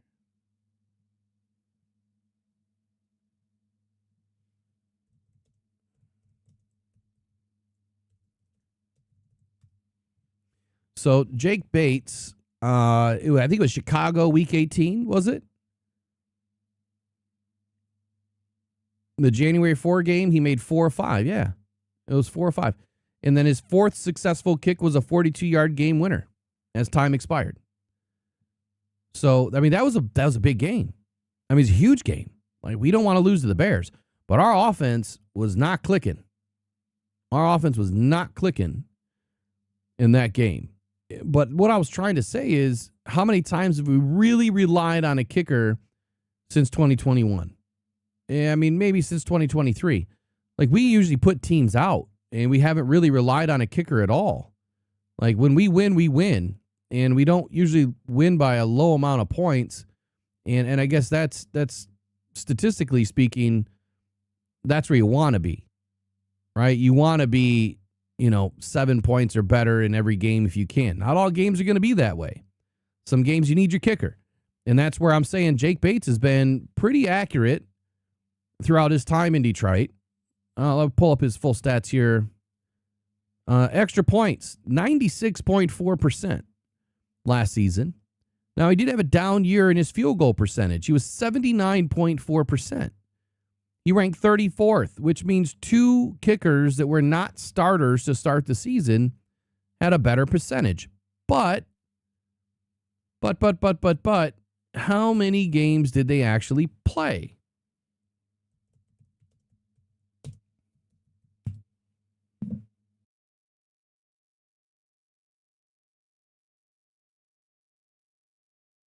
Pull up some position grades here for kickers.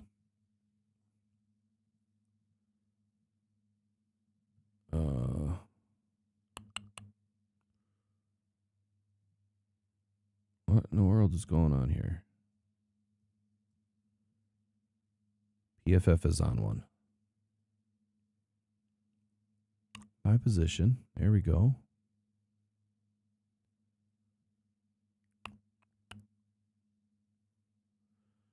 Special teams, field goal grades. All right, let's get this up on the screen.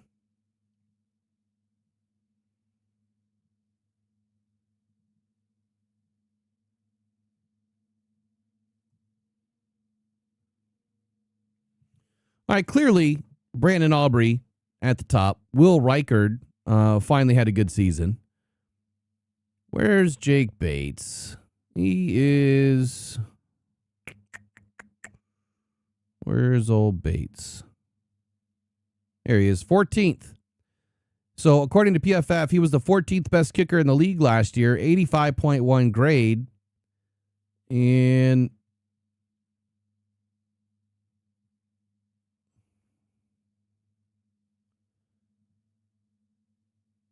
here we go. Let's break him down this way.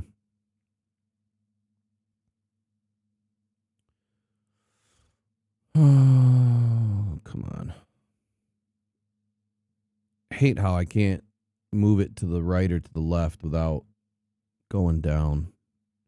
All right, so from 0 to 19 yards, you know what? We're just going to go down to the bottom. 2024, he was a 91.1. Like, beautiful work. 68 of 71 extra points made. Last year, he was 54 of 56 extra points made. Like, that's the lowest amount that I ever want to see out of a kicker. You shouldn't be missing extra points. I get it if there's a bad snap or if it's bad weather, crap's going to happen. Or if a block happens, which he had a couple of blocks last year. On field goal attempts and field goals made, he made 27 of 30 in 2024, and he was 27 of 34 in 2025. So he had 4 more misses, and I don't think that that's a bad year. I really don't.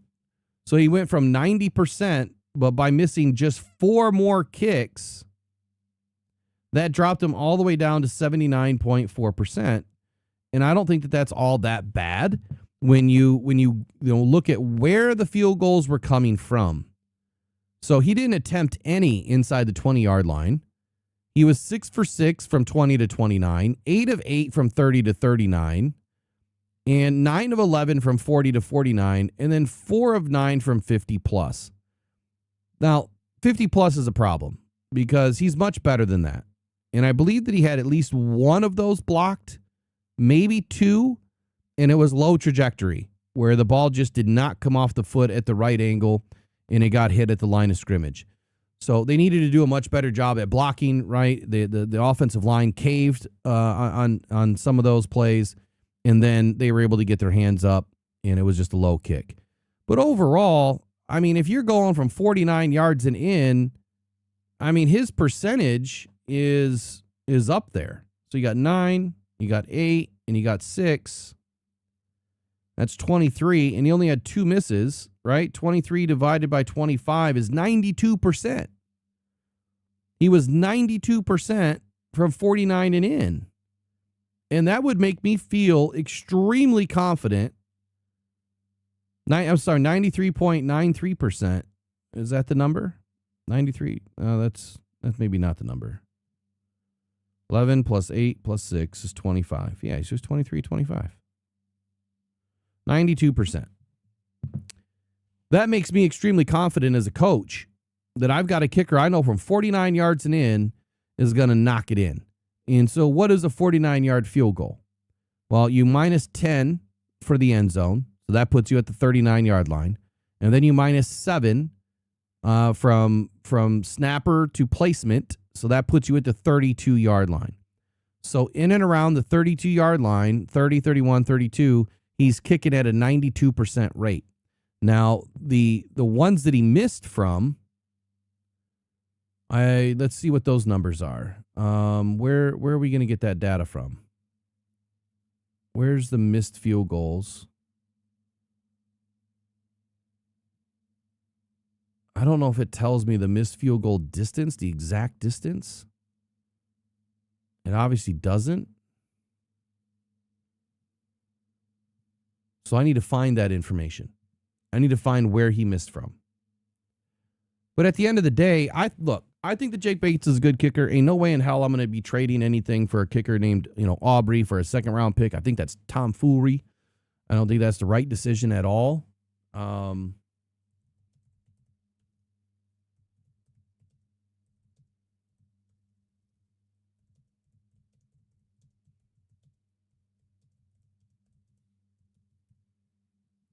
Let me see if I can get the numbers real quick.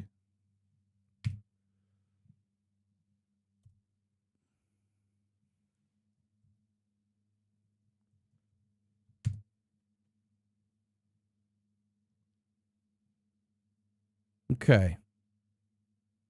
Wow. All right. So he missed field goals. A quick search.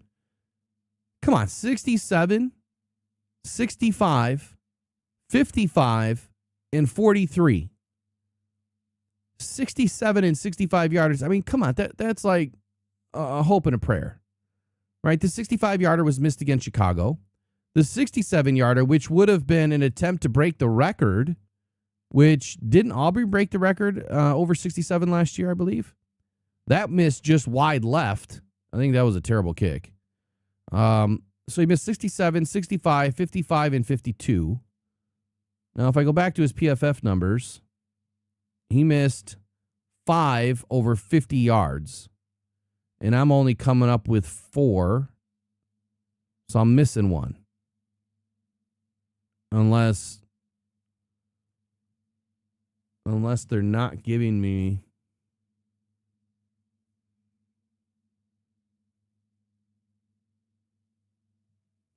Hold on.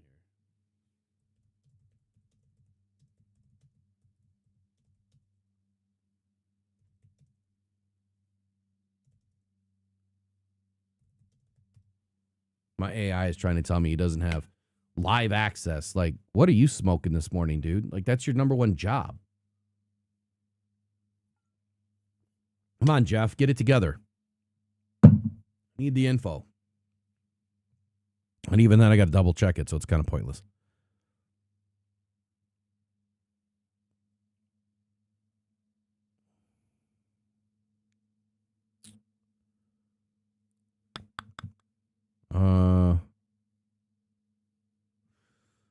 I'm missing 1, so I just don't know where that other fifth miss comes from. And it is what it is. If you take those 2 kicks out of the equation, the 65 and the 67, which probably were not needed, They probably just went ahead and went for it just because I can't remember why we were going for such a long field goal, and I doubt that it had any bearing on the game. Then his plus 50-yard attempts, he would have been at 57%, which overall, then he would have had, because that's just not normal to kick from that distance, right? So overall, he would have been 27 of 32, which is 84% field goal percentage. So where does that put him in the hierarchy of all the kickers last year? So if you go to just a straight field goal percentage, you got an extra point. Is this field goal percent? I don't think it is. That's field goals made.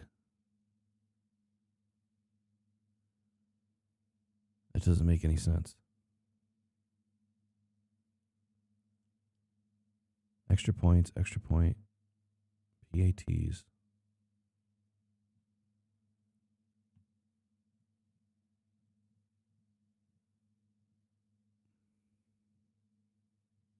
One sec. Almost there. I know we're talking a lot about Jake Bates. It's not the most exciting stuff in the world, but we got to cover everybody. Got to cover them all. Field goal grades, kickoff grades. Box score report, kickoffs. It's got to be in here. Field goals.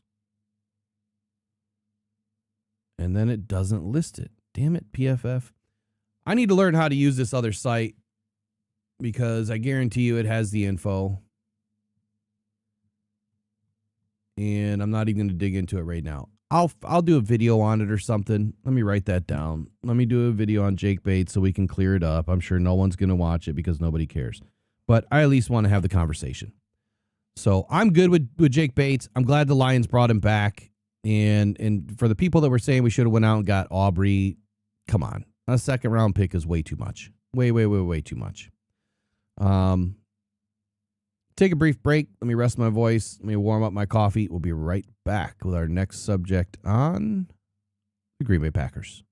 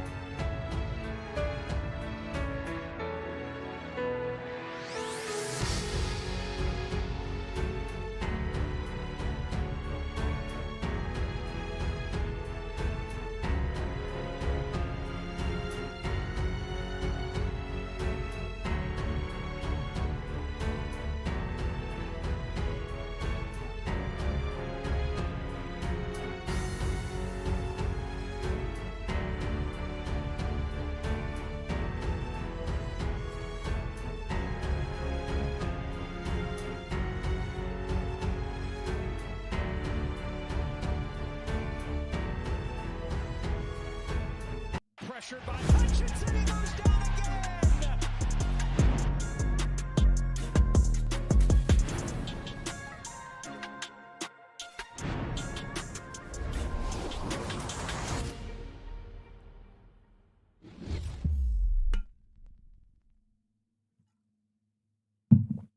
All right, all right. So we might have another traitor in the building. Or I guess he's not in the building anymore. DJ Reader is headed to Green Bay. Whether or not a deal gets done or not, we'll find out. DJ Reader visited with the Baltimore Ravens yesterday on Thursday. Deal was not struck, as we know currently at this moment. But assuming that the Green Bay Packers are going to be playing in the 3-4 base again this year, well, this makes a lot of sense, doesn't it? Reader is a plugger, man.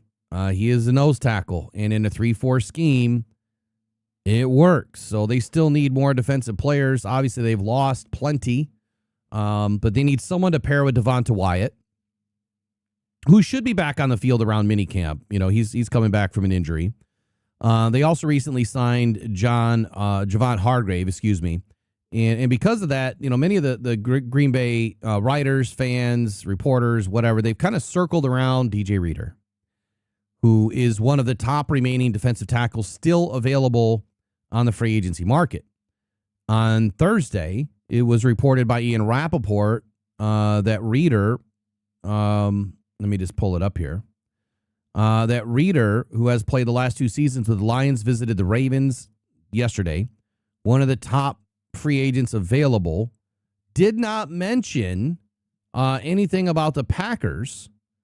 But then as this story broke, I don't know, a couple hours ago or is when I noticed it. It may have come out last night. I haven't seen anyone in Lions media, you know, produce anything yet. But I will right now, obviously, as we're talking about it, that typically when a player goes on for a visit, the player usually either signs quickly, which has yet to be reported in Reader's case with the Ravens, or they have a string of visits lined up and they're going to make their decision. So, you know how it is. Like for Lions, when we bring a player in, it's like, better not let that player leave the building. If you let the player leave the building, it's less likely that that player is going to be coming back. So it'd be interesting to see if Reader actually makes it to Green Bay today and a deal doesn't get done with the Ravens. I mean, for what it's worth, the Ravens are in a similar position as the Packers, where any notable signings right now for a compensatory free agent, which Reader would be, as long as he makes in the ballpark of $3 million per year, which he should, would offset one of their 4 compensatory draft picks already aligned for 2027. So compensatory free agents signed will continue to count against the teams in compensatory pick formula until Monday after the draft, and that's when it stops. So all of the teams that are, you know, hurrying up and trying to sign players, if they're playing the comp game, then this is why you sign them now, because you only have about 4 more weeks until that's done with. So it's hard to imagine that Reader, you know, who made $22 million last year, over the last 2 years, would make less than $3 million. So he's going to make more than $3 million. And if he doesn't, then I don't know what Brad Holmes is doing. Like, you got to get him back in the door. So the Ravens' options are either, burn a pick for Reader, you know, a compensatory pick, or hope that he's still available to sign after the draft, which maybe some of these teams are willing to take that risk. And maybe DJ Reader's already communicated that, you know, to some of these teams, like, you know, look, I would love to come in for a visit. We'll talk, whatever, but I really want to wait till after the draft, because your value tends to go up after the draft when a team doesn't get the players that they wanted, which happens. And so then they, you know, are kind of forced into a situation where they need to bring that player back in, and the value immediately goes up because anyone can look at the roster and say, yeah, you didn't fill that slot. I'm here. Remember, you know how it goes, right? Yesterday's price was, well, today's price is. So Reader could be playing that game. We don't know. But he did go through a physical with the Ravens. So we didn't hear anything negative from that he didn't fail the physical, and is expected to sign with the team post-draft, was reported by Aaron Wilson. So could be the Ravens, but other NFL teams are obviously interested in DJ Reader, and the Green Bay Packers are one of those teams.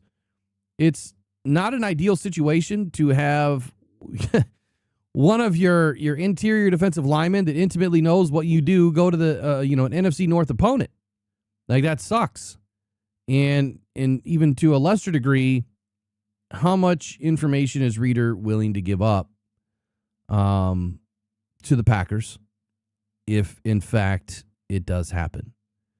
So, anyway, I can't imagine DJ Reeder going to the Packers. Like, that would suck. But it's a business, man, and Reeder wants a job. So, it is what it is. So, I'd like to know in the comments below, obviously in the chat, do you think it's going to happen? Do you think that DJ Reeder is going to be a Packer? Or do you think that he would sign with the Ravens, who might have a better opportunity with DJ Reeder alongside of Trey Hendrickson? Because right now, Micah Parsons is not expected to be back until about week 5, as my last estimate is for when he could return. I haven't seen any recent reports that it would be any earlier than that, but I would say probably week 5 is when Parsons could be available. Now, all that will change depending on whether he's even able to make it to training camp. So if he can't make it to training camp, then there's a lesser likelihood that he's back that early. But then again, the difference between training camp and week, 4 or 5 is what, about 8 weeks? That's a lot of time in there for a player to be able to get ready, but missing training camp is huge. And they may want to, bring back Micah Parsons a little bit slower. So anyway, that's it. DJ Reeder potentially going to be a Green Bay Packer yet again. One of our Lions could be on the move to a foe. Kind of sucks. Let me know what you guys think.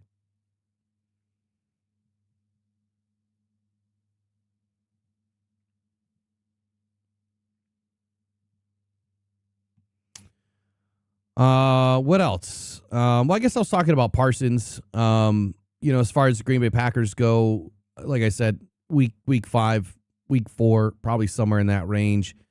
He's going to have a lot of work in front of him to be able to make that. But there was also some news. It came out of, I've never seen this site before, partly because I don't visit a lot of Green Bay sites, but they were talking about the Packers' blunders. The statement was Packers' worst move of free agency is painfully clear already.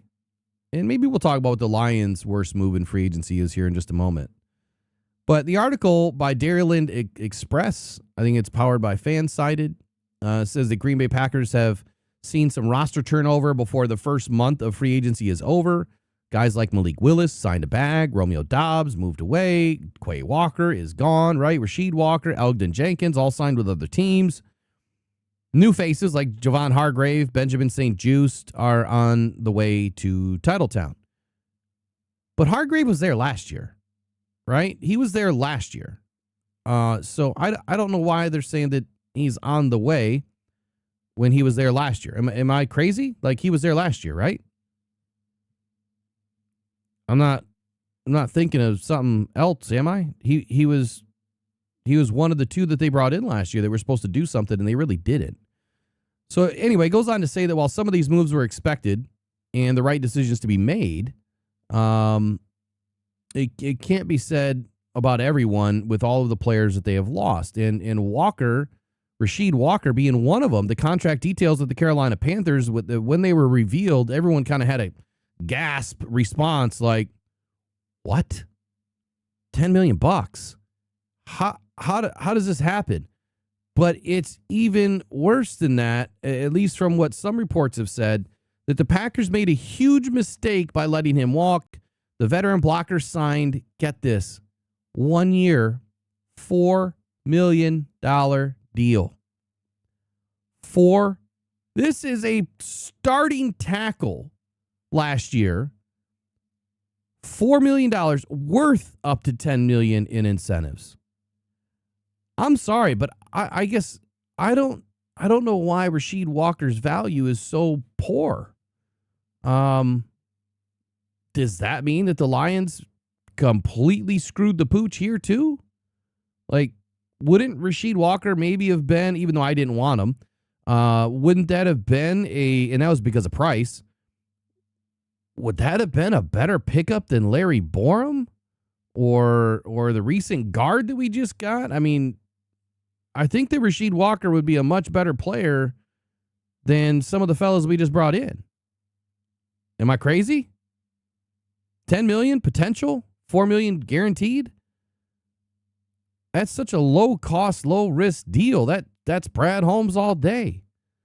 So not signing Rasheed Walker has clearly been a point of contention inside the front office there in Green Bay, as reported, that this is being considered a massive blunder to let this guy walk for such a little amount of money. Now, maybe he wasn't willing to sign such a small deal with the Packers.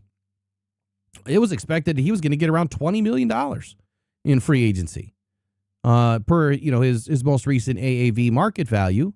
That obviously didn't happen. It didn't materialize. Instead, he just got a reasonable deal. He got a bottom of the barrel deal for a starting tackle in the NFL. I've never seen this.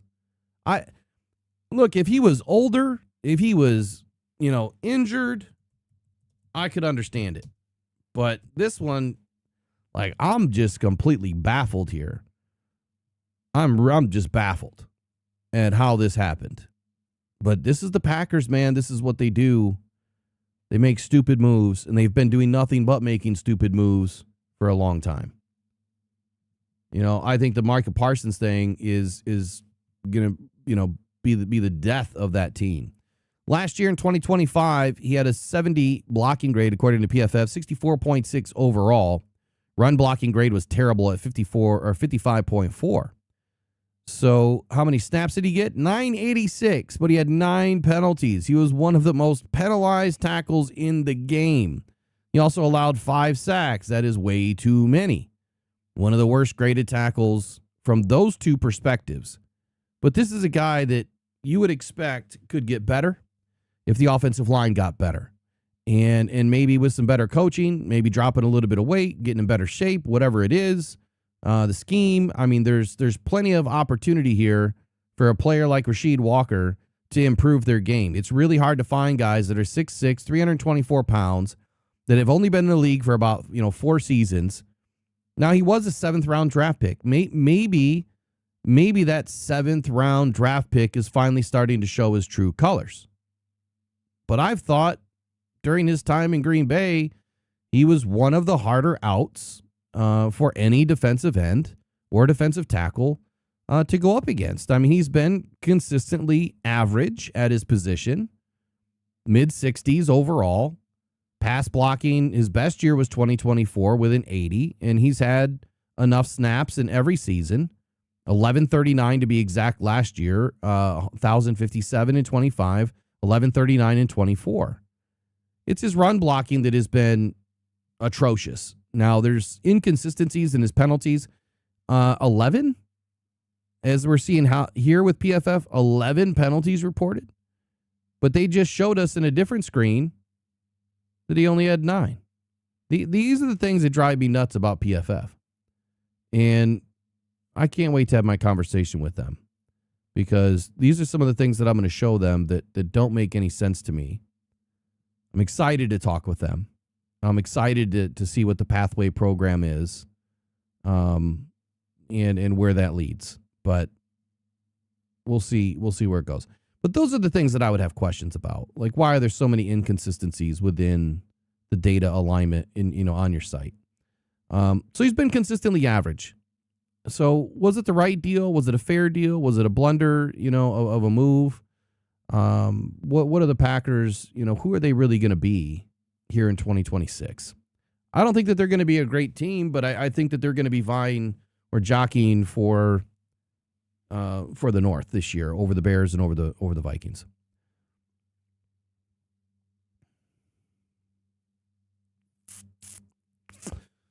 Appreciate the comment there. No CODs needed. Appreciate it, man. Thanks for joining. Thanks for leaving a comment. You're probably pretty lucky, because we probably would have won a Super Bowl by now. DJ Reader, a Packer, asked nearly any Packer fan. He sucks. He becomes a Packer. Lions are stupid for letting him go. He's such a great player. So I don't know a lot of Packer fans. I don't know that many of them say that. I wouldn't have firsthand knowledge with that. I think the Ravens is probably a better spot. But I also believe in Tyl Williams. And quite honestly, I just heard something last night. Who was I listening to? It might have been Chris Sims unbuttoned. It might have been that they were talking about Tyl Williams and how good he was last year. And he was. I mean, I'll never understand that from our own Lions fan base where they think that Tyl Williams was a bad pickup. Like, Tyl Williams had an amazingly good season as a rookie. And you have to look at it from that perspective that he was a rookie. And to be honest with you, first round picks don't always work out. We see it all the time. And for a first round pick, number 28, I believe he was last year. He's so far worked out.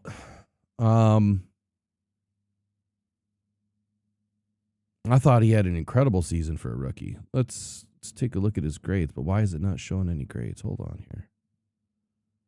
Let's see what he did from week to week. Some weeks were a lot better than others.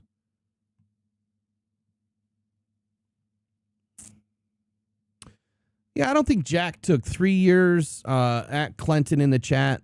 I definitely don't think that Jack took 3 years. I mean, he was an all-pro. Taken in 2023, in his third year, he became an all-pro. But I think that you started to see Jack Campbell really arrive in 2024. We'd have to go dip into, a statistical analysis with Jack Campbell, which we will do. We have so much time between now and after the draft. But Jack, in my opinion, you saw who he was going to be year one. And as he grew and was given more opportunity to be the leader of that defense, which he started to take over in 2024, about halfway through, he was given more opportunity. And then to start 2025, I mean, it was his defense. You could see the all-pro in him. And he was one of the players that I mocked to the Lions in that draft. He's one of the first 5 that I mocked to the Lions in that draft. But to your point, yes, you have to allow players to grow. And I think that that's a great statement. To your point, Clinton says you got to give players time to develop. You do. For some reason, we want our marshmallows now. Remember the marshmallow test that Eric brought up? I'll never forget that. But I call it, the gratification test. You want instant gratification, right? Or do you want things to just happen naturally and you get a little delayed gratification, but when you get it, like it's a much better product, right? So do you want the brand new car that just hit the lots and it has all the bugs and a lot of issues? Or do you want the second series of that car where they've worked out all those bugs? I would opt for the second version, right? Even though it's tempting to go out and get that brand new, BMW, I'd rather wait till the second version. And even then, I'd rather buy one that was probably leased and you get it with 30,000 miles on it and you save about 30 grand. So same thing with a defensive player, any player. Certain positions take a little bit of time. The hardest positions to play, cornerback, tight end, because they have to know everything a receiver does, everything an offensive lineman does, and then their own position. Center, they have to know every position on the offensive line, all the keys, all the calls, everything, protections. Quarterback, clearly, has to know everything. On the defensive side of the football, middle linebacker. You are the quarterback of the defense. That is the hardest position, in my opinion, to learn. And then, look, you're in the scrum, man. Like, you are going through the trash heap in the middle of that defense. That is not easy to play in. Your head is on a swivel. And so Jack has come in and just absolutely laid the wood down, and he's done it with consistency. So great pickup by the Lions. But, look at his development. I think Tyl Williams is going to be on that same developmental path. What he did last year, again, we'll go through some of these grades. Now, they're not going to look clean, right? He's a rookie. You're going to expect some of this stuff. You're going to expect him to have some bad games and, be what it is. Shit happens. So in week 1, he had 32 snaps. And before I go any further, for those of you that think that the Lions are bringing in a defensive tackle to be a pass rusher, I'm going to question your football knowledge, because that's not the way the Lions play defense. They want guys that have pass rush upside, right? He is a nose tackle. He is a nose tackle that also has very light feet, and he can get through and get to the quarterback. He struggled at times last year doing that, but he was also double teamed more than 50% of his snaps. DJ Reader was double teamed, I think, close to 80% or 75% of his snaps. So when you bring in a guy like DJ Reader, a nose tackle, someone that is going to be your double team eater, right? He's supposed to take on the double teams. Why? So that you can free up your linebackers and keep them clean to get through the offensive line. Same thing for the other DT next to DJ Reader. You're hoping that that defensive tackle gets singled up a little bit more and that you can give him an opportunity to win a little bit. And then you have a guy like Aleem McNeil, who at the pinnacle of his game, to get 6 sacks as a defensive tackle is not easy. And Aleem McNeil, prior to his injury, was playing at such a high level that if he got 6 sacks every year, like, that's incredible, right? Especially for a guy that's 325 pounds or 318 pounds, whatever Aleem McNeil is now, and was a 3rd-round pick. Like, you just don't expect those things to happen. But then again, this is Brad Holmes we're talking about, and everyone thinks that every pick that Brad Holmes, brings into Detroit is supposed to be the model of the best player ever to be at that position, and they better start 100% of the games, and golly, they better get 15 sacks a year, otherwise they're trash. And I'll never understand that view. It's wrong. Those people don't have a clue about football, probably never played it in their life, and never really studied it. So it's just not what that position is all about. As a defensive tackle, as a nose tackle, in a 4-3 scheme, your goal is to eat up the double teams. That allows the guy next to you to win, which hopefully is DJ Wanham or Aiden Hutchinson. It just so happens, like I was saying, that Tyl Williams as a freshman, let me get off this screen for a moment. Tyl Williams as a freshman at Ohio State was one of the best pass rushers. I still can't believe how they end up with all these players at Ohio State. But Tyl Williams as a pass rusher for Ohio State, as a defensive tackle for Ohio State, I think he ended up with an abnormal amount of sacks in his his freshman year.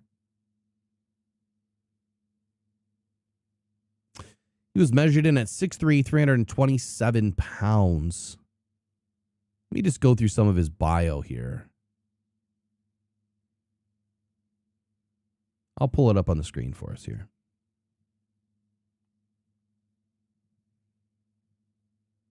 Oh, looks like it actually worked this time. Well, we're bouncing a little bit today, but hey, it is what it is. I really didn't even have an agenda today. I didn't really have much planned.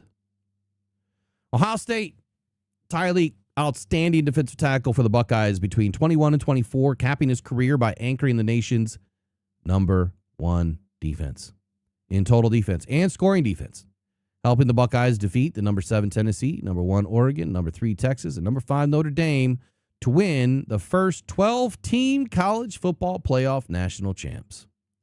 He graduated December 24 with his degree in sport industry.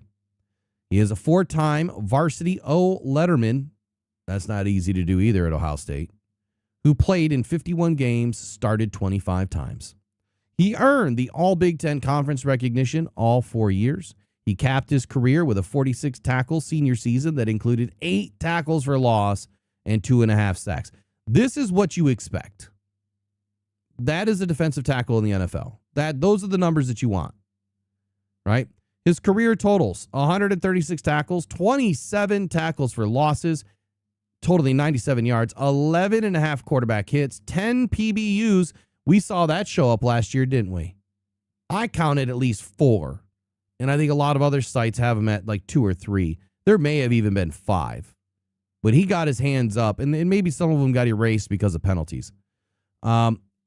He was in on 14 tackles with 2.5 sacks during Ohio State's run in the College Football National Championship. So when the lights were the brightest, man, he turned it on. He tied his career high of 7 tackles twice as a senior versus Akron to open the season, and also Michigan.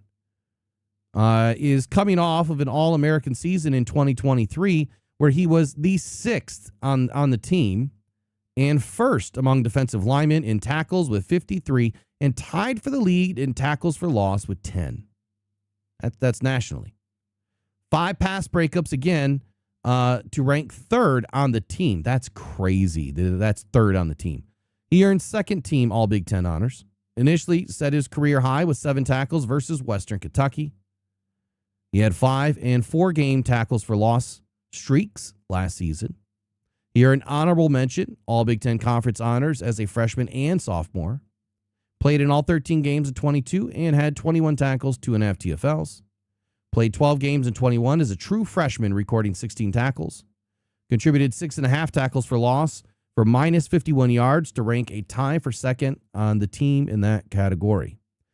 He also was 2nd on the team with 5 quarterback sacks in his freshman year. That's crazy. Crazy good. Tons of awards. He's one of only 14 enrollees who arrived on campus in January of 2021 and took part in the spring practice. He was a 4-star prospect. He was the number 4 ranked senior in Virginia and the number 10 defensive tackle. He has elite speed, athleticism, explosiveness. Selected to play in the Army All-American Bowl. As a junior, he led the Stonewall Jackson to 8 wins and a Virginia Class 6 playoff appearance. He was the first team All-State pick while totaling 47 tackles, 3.5 sacks. I got to get me a old school jersey of his. I just don't want an Ohio State one. So anyway, the point about Tyleek is when you look at his record, okay, when you look at his record at Ohio State, these are the things that I would pick up on. If I'm evaluating a player based on their statistical output in college, what I'm going to look for, what is going to show up for me? Well, the pass breakups is number 1. Okay, the guy gets his hand up, and that means that he understands the position more fluently than a lot of others. If you can't get to the quarterback, if you can't get, if you can't push your whatever your assignment is, guard, tackle, center, if you're not having a great day and you're not able to push and create hurries, pressures, well, how else can you affect the play? Well, I need to anticipate the pass. I need to get my hands up. I need to knock it down. That is just as good as a sack or a TFL. Okay, kind of the same thing. But he also has 27 TFLs. That tells me he is able to get into the backfield. That tells me that he has great eyes on the ball carrier, that while he's engaged, his eyes are engaged on the ball carrier. Those are the things that I want to see show up at the next level. The 11.5 quarterback sacks in his time at OSU, 5 of those coming in his rookie year, 6.5 coming over the last couple of seasons. The reason why it was less, well, think about it. Who was on the squad? Who did they have? Sonny Styles, Arvell Reese, among many others earlier when he was there in 24. In 24. They changed what he was doing. He was no longer really getting after the quarterback as much as he was just being a stout run defender and getting after it that way.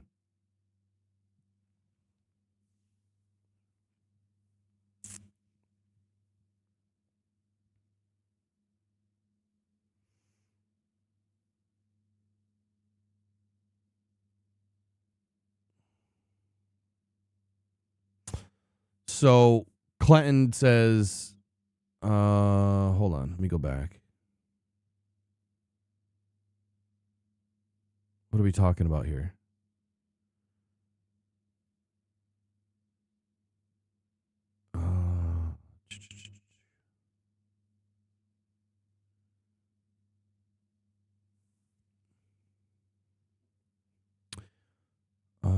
Nobody cares if you beat Michigan. Like that's just a shit take. Sorry. No, nobody cares. Like Michigan is nothing to do with his pro level. But they won the national championship without cheating. I'll put that out there. Let's see. Lopez outplayed Tyleek. I hope he would. Lopez is a 4-year pro, 5-year pro. He should outplay him. But we'll do a statistical analysis this morning and we'll see if that's true. We'll see if the words you typed hold up. I'm not sure who named players on 1-year deals.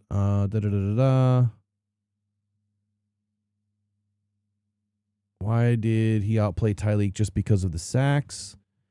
I don't even know if that's factual, but we'll figure that out in a minute. I think Lopez had 2 sacks last year, if I remember correctly, just 2.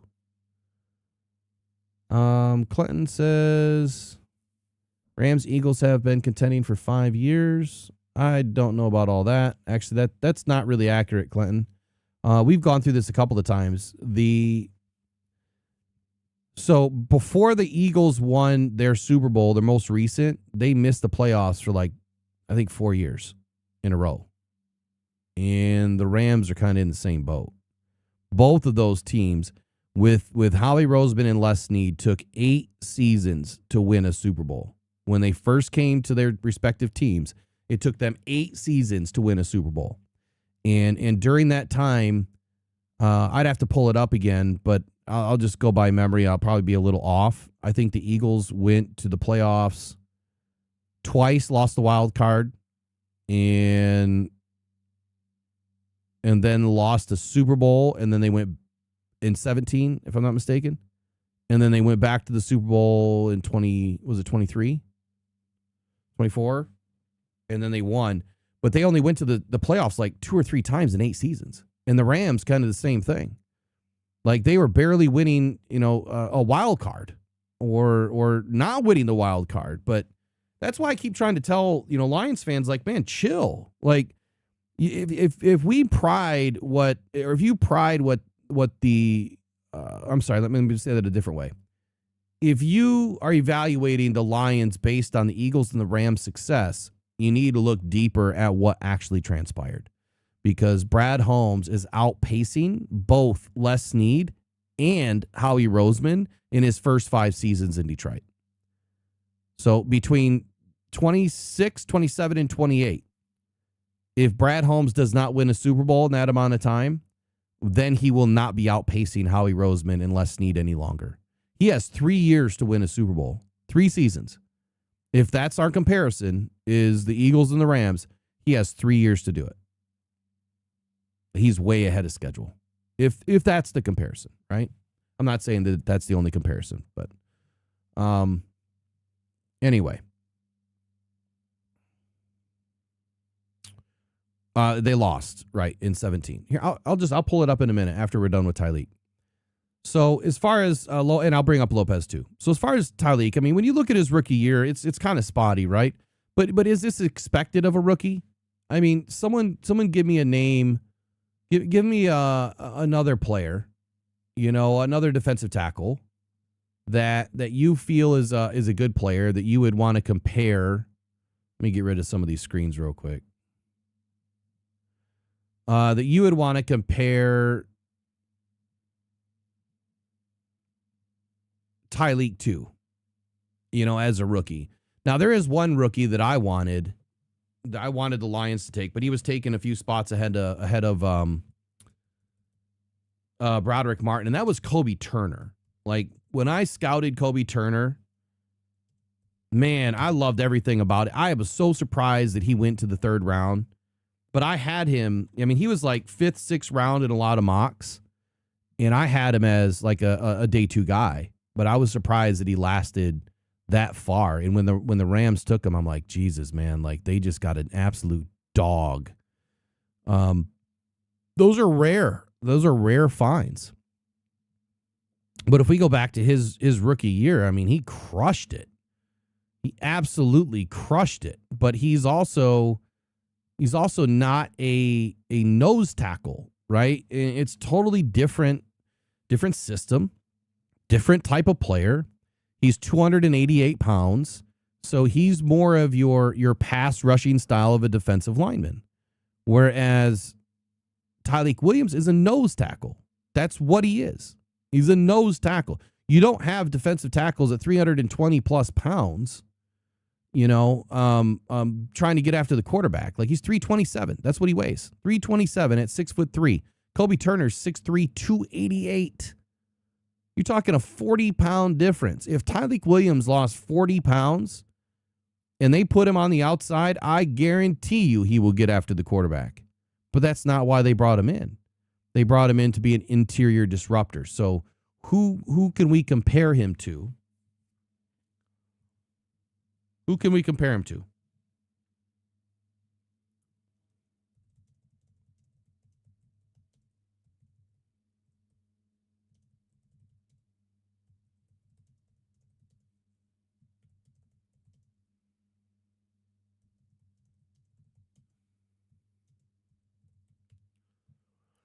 See if Jeff is working. I don't know why he's trying to tell me that he doesn't have access to things. Like, I've never seen that before. Like, AI is just crazy now. I just lost my screen. Hold on.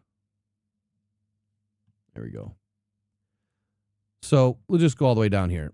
Overall last year he had 446 snaps. So he played in about a little more than a third of the defense. 62 overall defensive grade, 53 against the run, 64 tackle, 68 pass rush. So his pass rush grade was his best grade. I don't even know why he's getting a coverage grade, but 19 total pressures, 1 sack, 1 hit, 17 hurries, 3 batted passes. Missed tackle percent, 4.8%. That is elite. 12 stuffs. 12 stops or stuffs, right? Alignment snaps, defensive line. He was in the B gap 368 times. That's exactly where you would expect him to be.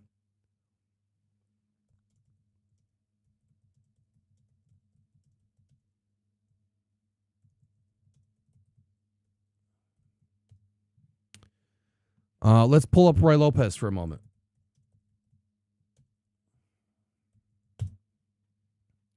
I am surprised that we let Roy Lopez go, but clearly that was a money thing. Roy Lopez had a good year, but again, what type of a player is he? He's more of that nose tackle too. He moves great in space. We also have to give a little consideration to Tyl Williams from the fact that he just finished a national championship run, and he had 0 time off between that training for the combine and then going right into to rookie mini camp and OTAs and then right into training camp. He had no time off, 0. And then he also was battling an injury, which slowed down his progression last year. So we'll get the excuses out of the way. He had no time off and was also battling an injury. And that's why I believe he didn't run at the combine, if I'm not mistaken. I don't think he ran the 40. I could be wrong there. But when I was at the combine, if you guys remember watching this last year, Tyl Williams was number 1 on my board. And that's why I picked him number 1 live when we were at the draft. That's why I picked him number 1. He was the number 1 guy. When I was at the combine, I had him as the number 1 guy. Number 1 fit to the Lions. Clearly the Lions felt the same way. Yeah, he didn't do any testing. But he did do some agility drills. But he didn't do the testing. I'd have to go back and look on my sheet to see what agility drills he did or didn't do. But he definitely didn't do any of the other testing there. Came in at 334 pounds at the combine. Roy Lopez last year, great grades for an interior defender. He ranked 31 out of 134 interior defensive linemen. He was 18th against the run. He was 60th in the pass rush department. So Tyl beat him in the pass rush department, which is kind of weird, right? Because he had 3 sacks and Tyl was only credited with 1. He only had 19 tackles, 8 assists. How many snaps did he play? 425. Well, Tyl Williams, 400 and what was it, 486? 446. So pretty even in snap load, right? They were rotating off of each other.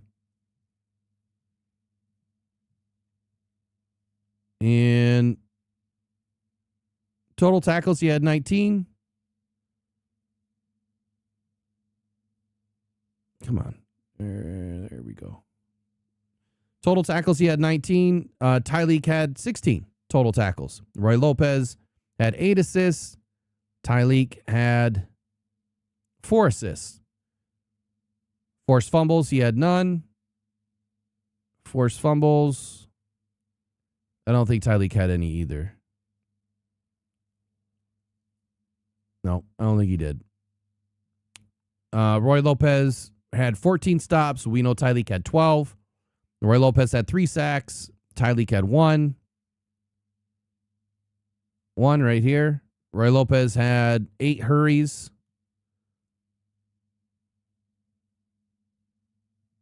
Oh, look at that. Mr. Tyl Williams had 17 hurries. He more than doubled up Roy Lopez. Hits. Roy had 2. Tyreek had 1. I mean, this isn't even a pissing match, right? Pressures, he had 13. Roy Lopez had 13. Pressures, Tyreek had 19. Batted passes, Roy Lopez had 1. Tyreek was only credited with, again, I think he was only credited with 3. Hell, it doesn't even show any right here under PBU, typically where you would see that. But it's right here under batted. He had 3. I think he had more than that. I'm almost positive that he did. So at the end of the day, who's better? Right? I think if you go try and piss up a rope, you'll find out who's better because it is so minor, right? But here's what I think that you got to come away with, and that is if their stats are so close, which they are, extremely close. Roy Lopez has also been playing this game a lot longer. He's been in the league since when did he get drafted? 21? 20? 21? 23. No. 21. So Roy Lopez was drafted in 2021. So that was his 5th season last year. And Tyreek was a rookie last year. And Tyreek played as good as Roy Lopez did. The only difference, 2 sacks. And when we're trading that for pressures, right? Because Tyl Williams had, hurries. Tyl Williams had double the amount of hurries and triple the amount of batted passes. They were very even in stops. Missed tackle rate. We didn't look at that. What was the missed tackle rate for Roy Lopez? Missed tackle rate for Roy Lopez. And then we'll look at the overall number too. 10%. So Tyreek was better, better by half. 4.8% for Tyreek. And 10% for Roy Lopez. Here, I'll put it back on the screen. And then I'm going to do a quick comparison here. We'll pull some other guys in since we're debating if Tyl Williams is a good player. Like, I don't even know how that's even a debate. The dude was a top 12 defensive tackle through week 7 last year. And then some of his snap counts changed a little bit when Ali McNeil came back. So when you look at this, right, this is what I call the rainbow, for a grade, with PFF's grading model. It's kind of a rainbow, right? He's got one really good score, which is pass rush. And then he's got below average, which is the orange, and this, yellow muck color, whatever it is. But if you look at Lopez, look at those numbers. It's kind of the same. He's got 2 of that mucky yellow color. He's got 2 average grades with overall defense and run defense. But look what he did the previous years. Look what he did as a rookie. Tyreek crushed him as a rookie. He had 502 snaps as a rookie. That's what we should really be comparing, not Roy Lopez now. You want to look at what Roy Lopez did as a rookie. So 446 snaps to 502. That's like 1 game, maybe 2.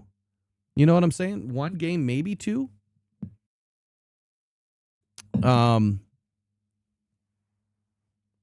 Yeah, I mean, we could compare to Vita Vea or Nada, but I mean, yeah, you're going back 10, 15 years. You know what I'm saying? 10 or 15 years. Like that's a long time. We got to look at current stuff. And I don't remember where Vita Vea was even drafted or Haloti Nada. Were they first rounders? I don't remember.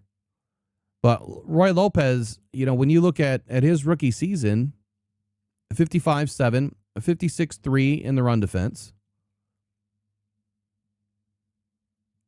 62-1 for Tyleek, so he was better in overall defense. Roy was 3 points better against the run. His tackling was a 41-3, where Tyleek was a 64-2. He beat him up by 20 points. Roy Lopez in the pass rush department was a 53. Tyleek, 68. And coverage, I could care less. Like that's just a stupid stat for a defensive lineman. All right, let's look at this stats real quick.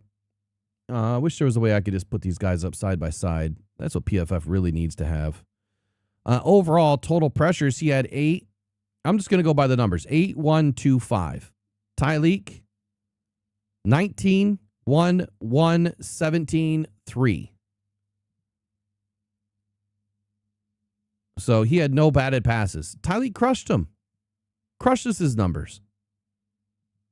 The only difference is he had 2 hits. Tyleek had 1.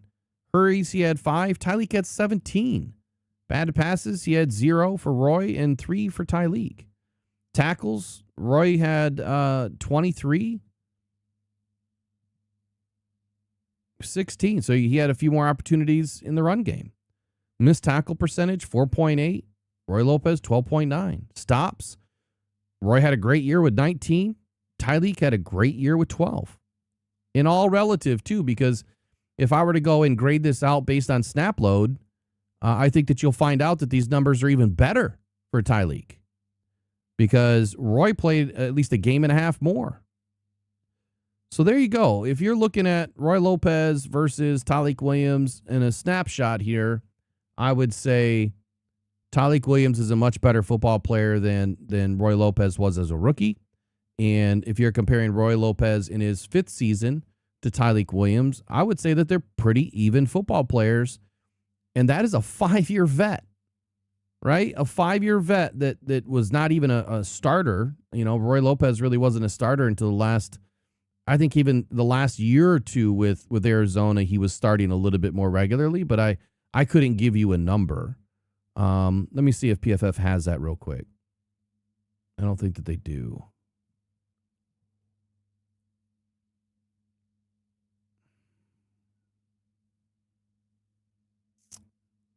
I don't think that they track starts, at least not in this page. So I mean, I hope we got that understood.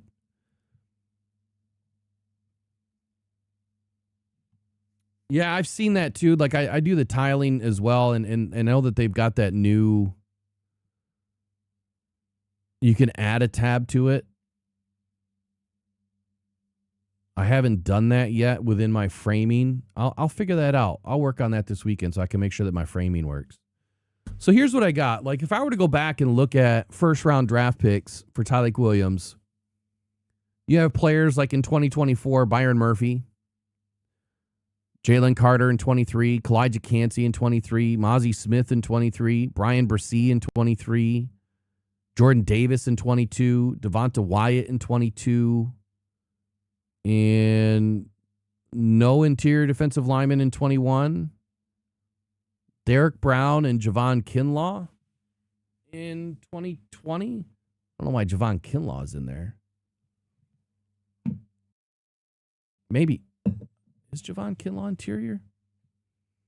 So if I were to be honest, though, I mean, Byron Murphy, way better player. Right?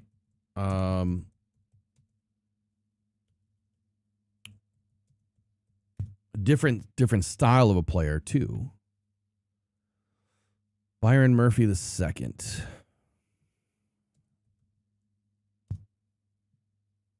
Seattle Seahawks. So take a look at his rookie year real quick.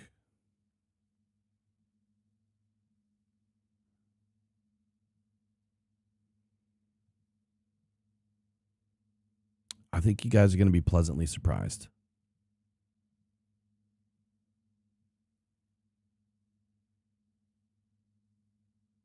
How do I add?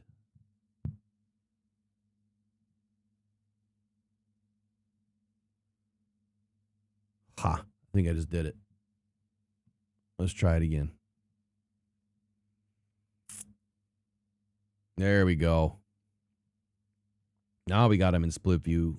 Look at that, man. We making some moves here. It's not gonna let me pan though. Shoot.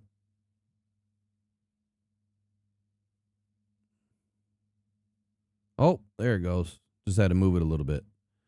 Okay, so this is Byron Murphy on the left. All right, Byron Murphy on the left. And we're just going to look at his rookie year. So 2024. Overall defense, Byron Murphy was a 57-8. Tyleek 62-1.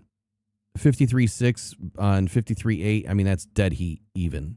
Tackling, Byron Murphy was a 70.3. Tyleek 68 or 64.2.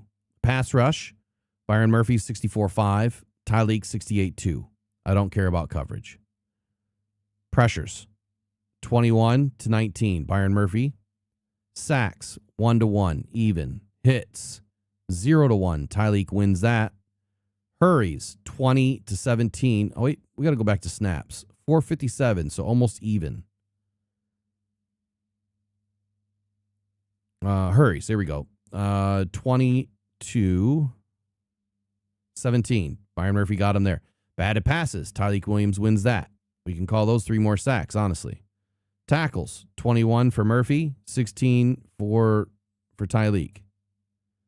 Assists, 4. Assists, 13. I mean, so he was in on a lot more plays. Missed tackle percentage, pretty damn close, 5.6 to 4.8. And stops, 12-17. So Byron Murphy edges him out a little bit in stops. And that's all that really matters. Let's see where he lined up, though. B gap, B gap. Both of them playing in the B gap primary. So how would you compare Byron Murphy, who was selected at the 16th overall pick in 2024, and Tyl Williams was taken at number 28? And those two players are almost a mirror image of each other in their rookie season. So someone's got to tell me again why Tyl Williams is a bad football player. And then look what happened to Byron Murphy in his second season. He almost doubled up his snap load, right? He went up to 900 snaps. And his numbers got a little bit better in overall defense, but largely to his pass rush. His pass rush got better. But he's supposed to have like 15 sacks, right? Or 10. Well, he did. He had 11. He had 11 sacks in his second season. That's amazing for an interior defensive lineman. How much does Byron Murphy weigh? 308. So he's a lot lighter. He's a little bit smaller at 6'1". He's got some definite pass rush upside. But that's still a great comparison. So if Tyl Williams were to pop out of the box this year and you know, jump up and have 11 sacks or 8 sacks, that would be insane. Unlikely to happen. And I'll just put this guarantee out there. Byron Murphy will not have more than 6 sacks this year. Byron Murphy will not have more than 6 sacks this year. Well, let me go clip that real quick. And I will store that. I got to start creating my folder of my crazy calls so we can come back and review it. All right, who else do we want to compare him to? How about Kalijah Cansey? Because Kalijah Cansey was supposed to be like, you know, this crazy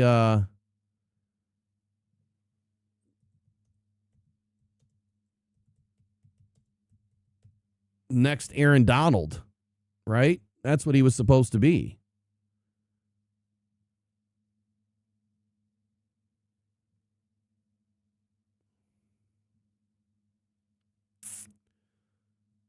We need premium stats.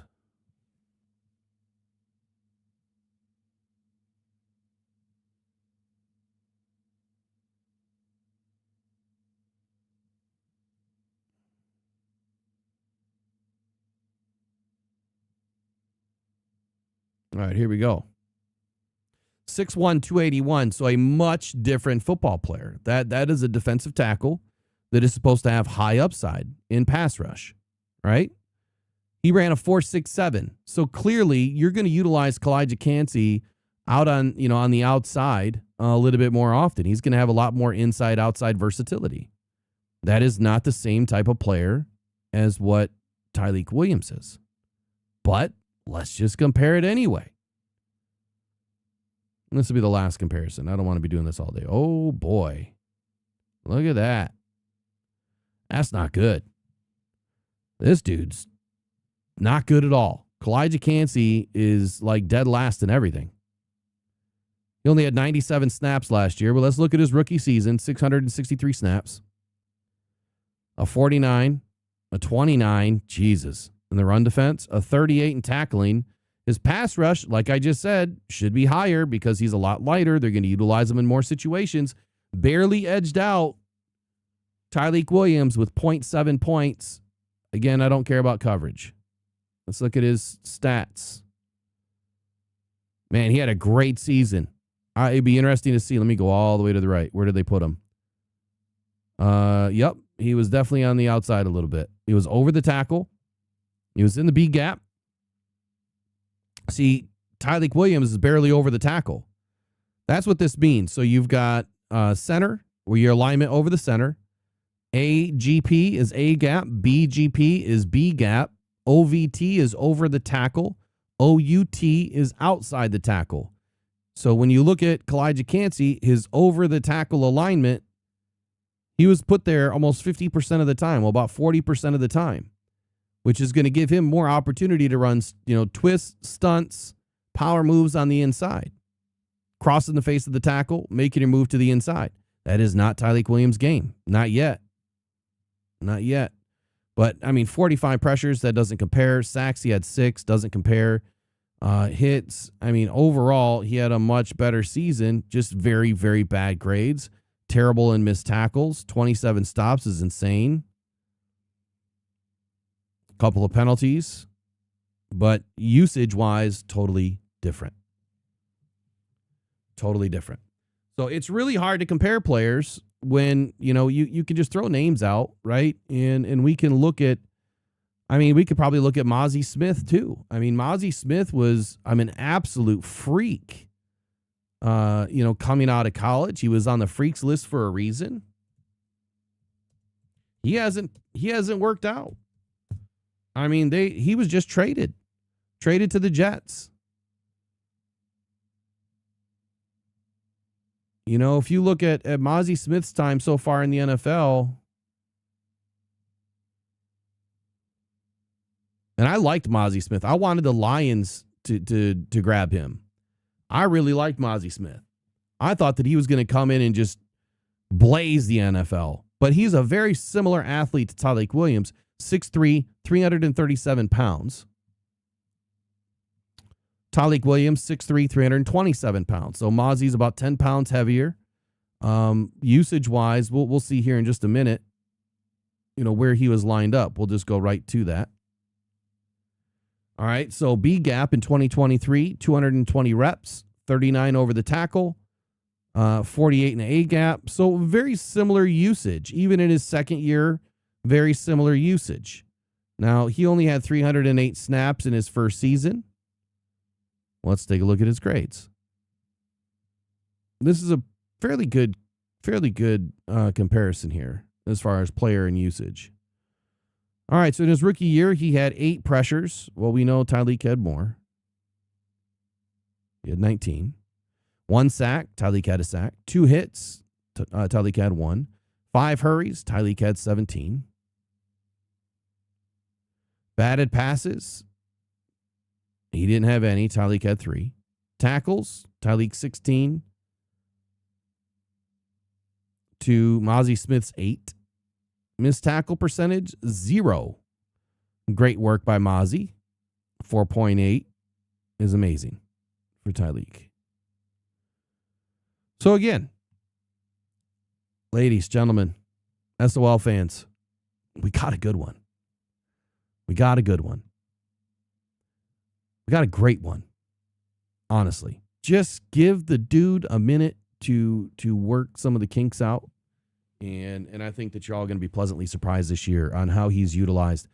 And like I said the other day, the intel on Tyleek Williams is that his body transformation is something fierce. He's put the work in. He's finally had a full off season to get his body right. And now I don't have firsthand knowledge. This is secondhand. But from what I've heard, he's put the work in. And he's going to look like a much different player this year. Everything's on paper right now, right? We've got to wait to see it on the field.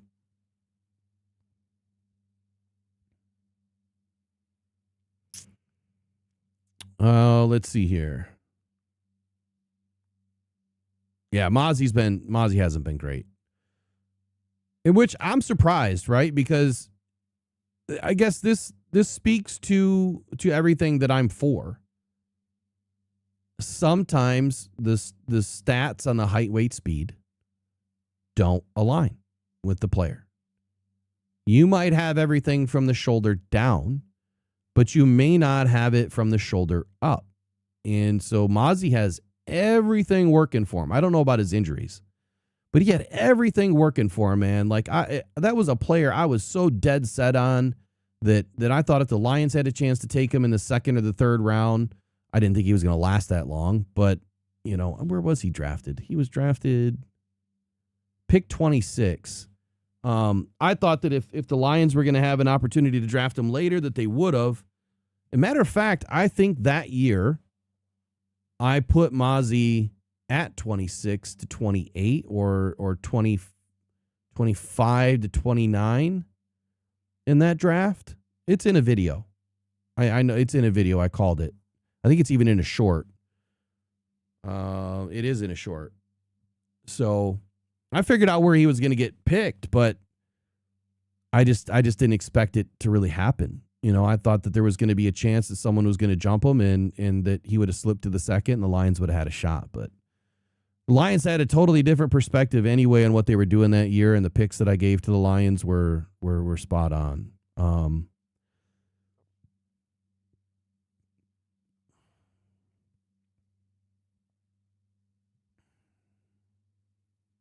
Calais Campbell to Tyleek Williams. You know, let's look at that. Let's look at that. I got to turn some heat on, though. Give me 1 sec. I'll be right back.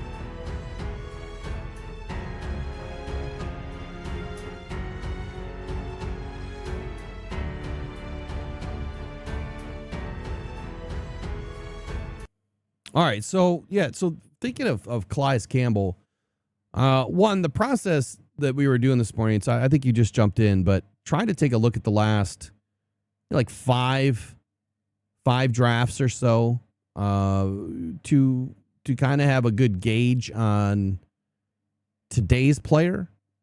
I wasn't thinking right away there. Calais Campbell's like 40 years old, so totally different style of player when he came into the league. I don't think that there's a comparison at all there.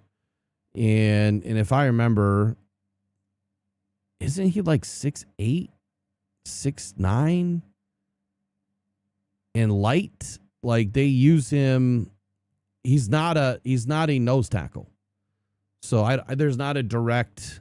I don't think that there would be a direct comparison. I mean, if you really want me to compare it, I could. I got to pull Tyl Williams back up too. But I don't think that there would be a direct comparison here. I think they're two totally different styles of player.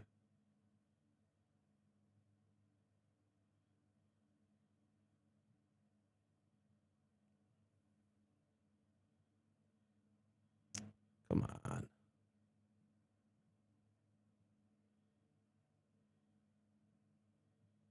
Oops. Shoot.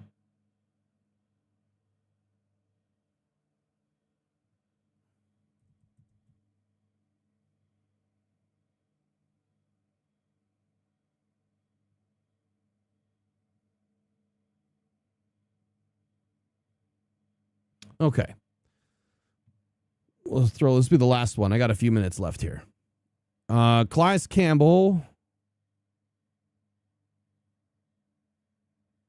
Yeah, he is 6'8". Jesus.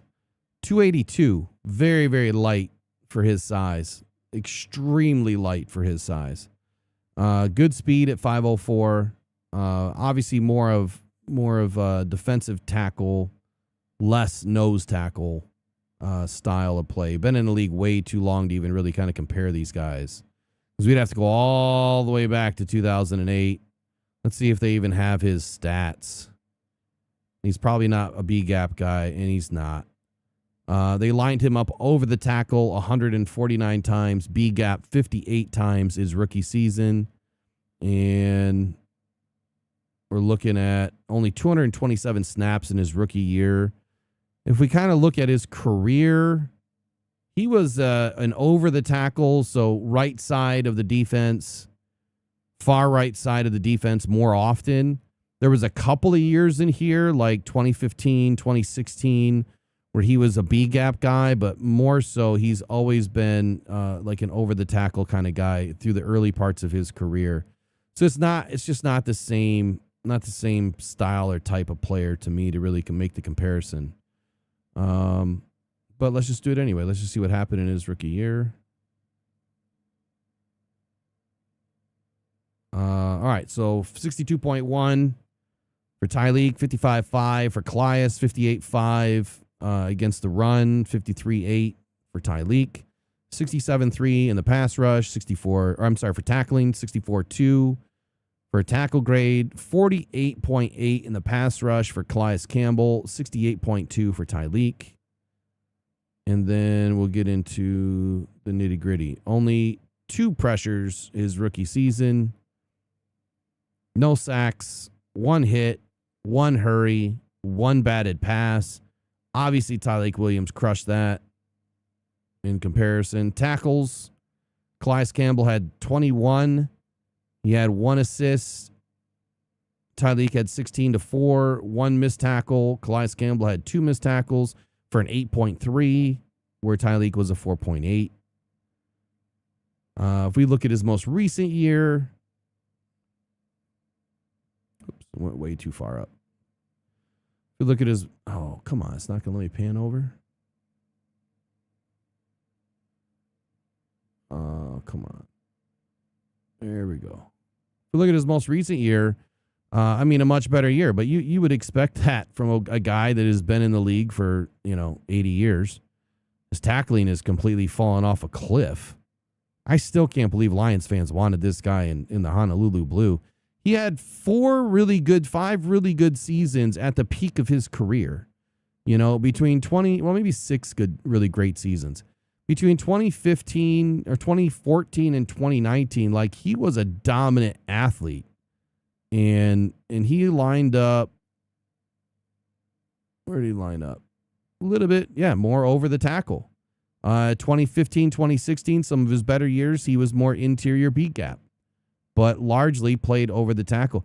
Not a ton of snaps out of this guy. Like, you look at his career history, or maybe it's just not adding up on the right side, because when you add it up on the right side, that's not adding up to what, well, hold on.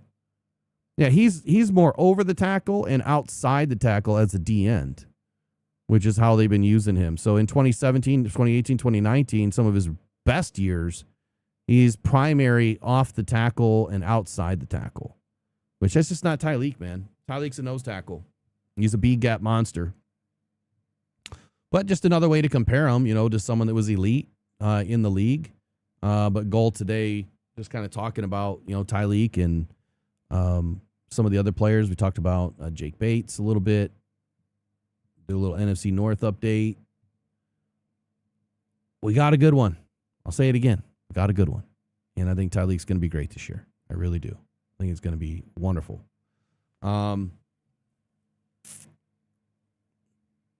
Jerzon Newton to Tyleek Williams. There's another good one. Man. Okay, we'll do one more. Last one. But this will be it.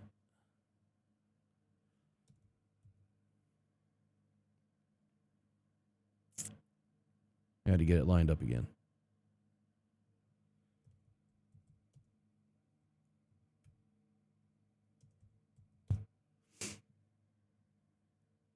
I don't know where Jerzon has been lining up, though, either.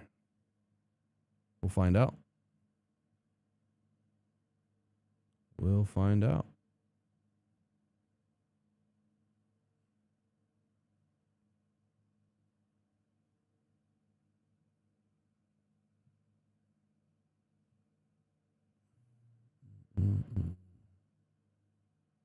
All right, here we go.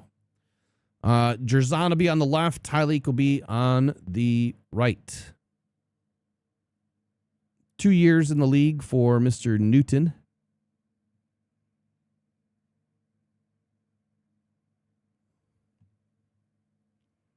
I'm just going to go straight right and see his snaps. Where's he at? Oh, B gap in his rookie year, primary. So this is going to be a good one. It's going to be a good one. And where was Newton selected? Jerzon Newton.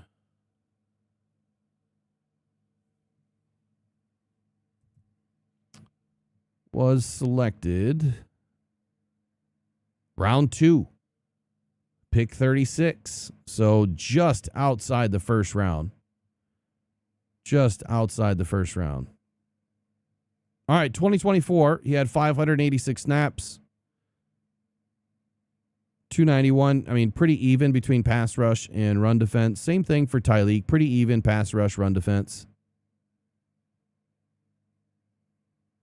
Remember, Jerzon Newton is on the left. 52.7 overall grade. 46.3 against the run. Tyleek's got both those beat. 64.2 tackle. Tyleek's got that beat. 62.7 in the pass rush. Tyleek's got that beat. And we don't care about coverage. Remember, Jerzon has about 140 snaps more, so he's going to have a little bit more or he should have a little bit more in statistical output. But it's not much, right? Only 23 pressures to Tyleek's 19. Now, when I do an efficiency rating, since we haven't done this with anybody, let's do it with this guy. Tyleek Williams had 19 pressures on 225 pass rush snaps. So that is a pressure every 8.4% of time. Jerzon Newton had 23 total pressures on 295, which is we'll round up, 7.8% of the time. So even though the statistical output is more by Jerzon Newton, the efficiency rating tells you that Tyleek is the better football player. Sacks, 2 for Newton. And again, we got 2 divided by, we do all of the snaps, 586. He's getting a sack 0.003% of the time. And Tyleek had 1 in 446, which a little bit less, 0.002% of the time. So, I mean, 1/1000th of a difference, right, between these guys in efficiency ratings. Hits for Jerzon Newton, he had 5, and Tyreek had 1. Efficiency, Newton would have been better. Hurries, 16 for Newton. Tyreek had 17. To give you an idea there of what a efficiency rating would look like, we're going to go 17 divided by 446, even though we can't do that. We got to go pass rush on that one. 225. So 17 divided by 225. Tyreek is 7.6%, rounding up just a hair.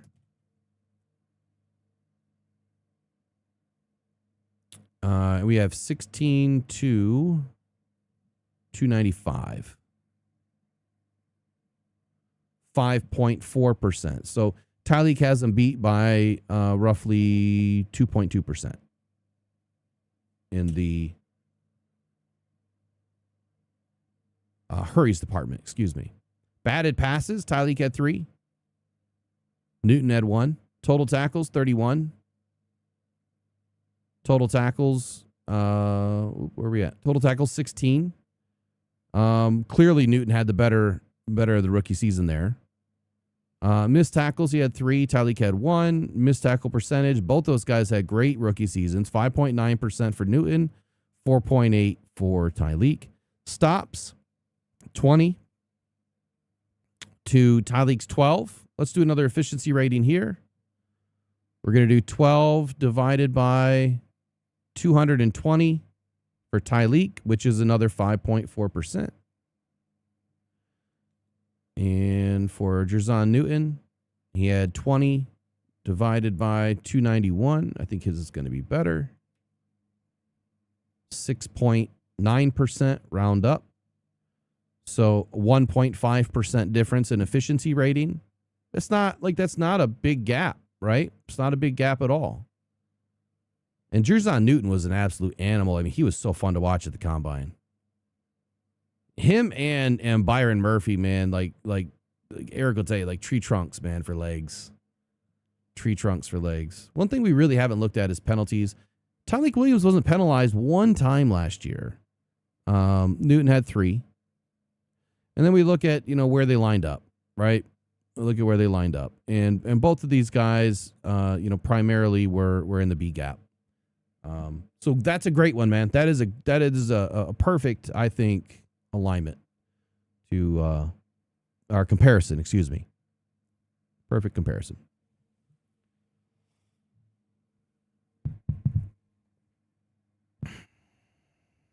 So there we go. I think we did pretty good. So at the end of the day, look, you don't get this kind of work from anybody else. Do me a favor, if you get anything out of this channel, if you got anything out of today's live stream for 3 hours, which I didn't plan on doing 3 hours today. Maybe I'll just start doing 3 hours every day. I don't know. Subscribe, share it with a friend. These are the things, these are the conversations that we want to have. And I want more engagement from the chat, good questions, good engagement. The questions help. And then if you want to run the show and tell me what to do and what to look up and how to compare it, what things you want to dig into, I have every subscription possible to take a look at. Also have a brand new, working on a brand new partnership with a new statistics company, an analytics company, and then another one on Monday. I've got another conference call. So this will be the 5th company this week and next week. A brand new statistics and analytics I've never seen before, and this one is cool. Very unique. You literally can take a video of a player, upload it, and you will get this wild, I don't even know what to call it, honestly, because I haven't spent enough time on it. But it draws all the lines of the player's body. It's got all the data points on it. And it will just tell you just about everything about this player's movement, Like, are they stiff? Are they fluid? Like, everything. And I have a lot of work left to do on learning what this is. And I've taken on a challenge of 3 different sites this week and one next week. We'll just see how far I get with it, but hoping to bring another partnership with this company, put some more eyes and ears on what they're doing as well. Because I think, our goal here is to make our fans, the fan base, NFL, wide, smarter. Like, let's be smarter fans. And if it helps you with your fantasy football, great. If it helps you, if you're a bettor and it helps you with that, great.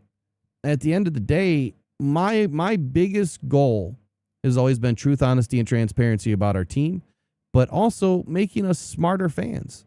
And, I want to get smarter. I'm still, obviously aspiring to be an NFL scout, and I've got a long way to go, but the, partnerships that I'm creating right now, offering me free scout school is crazy. I've been going through one, but this one is even better.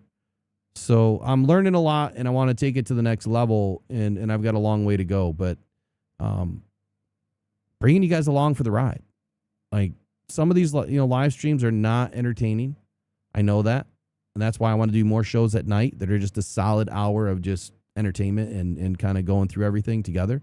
But this is what makes fans smarter, man. And this is where you can get a lot of great information, and we can turn it into some more powerful podcasts when I have a bigger team surrounding me that can help with management of things. Getting some of this stuff ahead of time. So, look, I think that with the way the Lions, selected Tyl Williams, to your point, look, you're quibbling over a pick, and the Lions got that pick back anyway. They got another pick back later. But, trading Tyl Williams or moving up to get Tyl Williams. Here, let me look at that real quick. Hold on.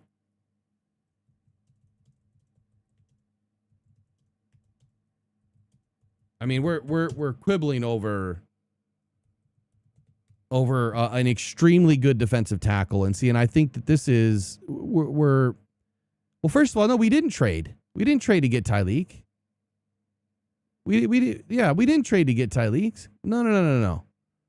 That would have been that would have been Isaac Tesla. The Lions didn't trade anything to acquire Tyl Williams. I'm almost 100% positive that our pick was pick 28 there.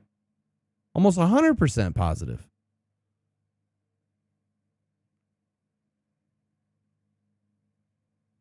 Am I having a brain fart here?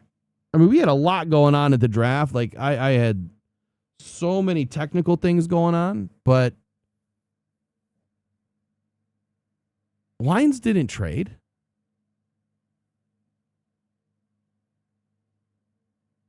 Or are you talking about a different player?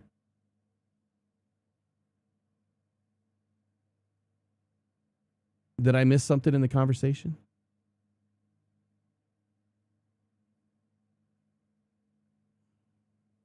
See, sometimes you guys move on to something different, and I don't know where you're at.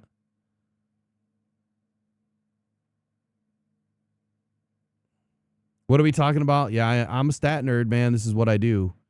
But I think I'm pretty well-rounded at everything. Like, I can do this stuff for hours because this is what I do when the lights are off, right? When the camera's off. This is what I'm doing. I'm analyzing. I'm researching. I'm identifying things. This is what I do for the draft. You have to. And if you're not, and all you're doing is going through a mock draft and just picking players every day, well, that's great. But if you don't know anything, any substance about the players, you can go read someone's write-up. You can go read my write-ups on DetroitFootballJournal.com. But do you really know anything outside of what I said? Like, if I say, that the player has a really good anchor, they don't give up outside leverage, or, their kick slide is slow, or they have late hands. Every analyst says that stuff. The question is, do you know what it means?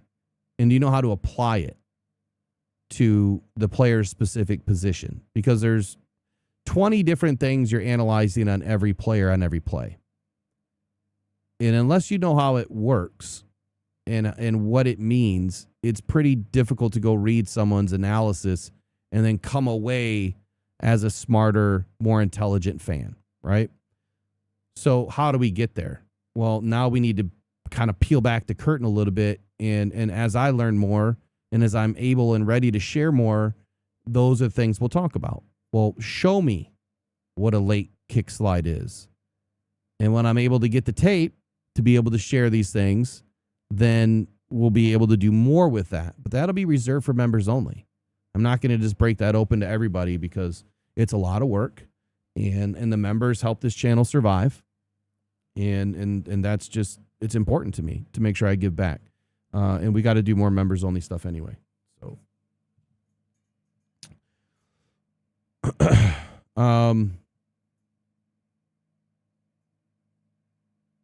yes, no CODs needed, says Tyl. Was the right pick. Yeah, he was. He was the right pick. I'm still confused on what we were talking about with the other pick. Are you guys were talking about Terrion Arnold? Yeah, I don't know that Terrion Arnold would have been there. You know, and we get these same conversations every year, right? Like, Lions make a pick, and then someone comes up with this wild idea that, oh, you shouldn't have taken Jahmyr Gibbs at 12. You could have got him later. Yeah, well, that's not what the league was saying. The league was saying he was gone within the next couple of picks. Same thing with Isaac Tesla and Brian Branch, and we had to move up to get Branch. He was not going to last for a couple more picks. Jack Campbell, even though he went in the first round, the Lions wanted that 5th year of control, clearly. There was teams that were considering to taking him in the first round. And even though he was mocked as a second round pick because he's a middle linebacker, I mean, look at this year's draft. You have 5 linebackers that could go in the first round. And even though I have CJ Allen right now as my 5th overall linebacker, it may change when I get to my round, round 3, but he's not a first round pick. He's not even close. He may not even be close to an early second. But right now, that's where I have him. And that's team based. It's not position based on his athleticism.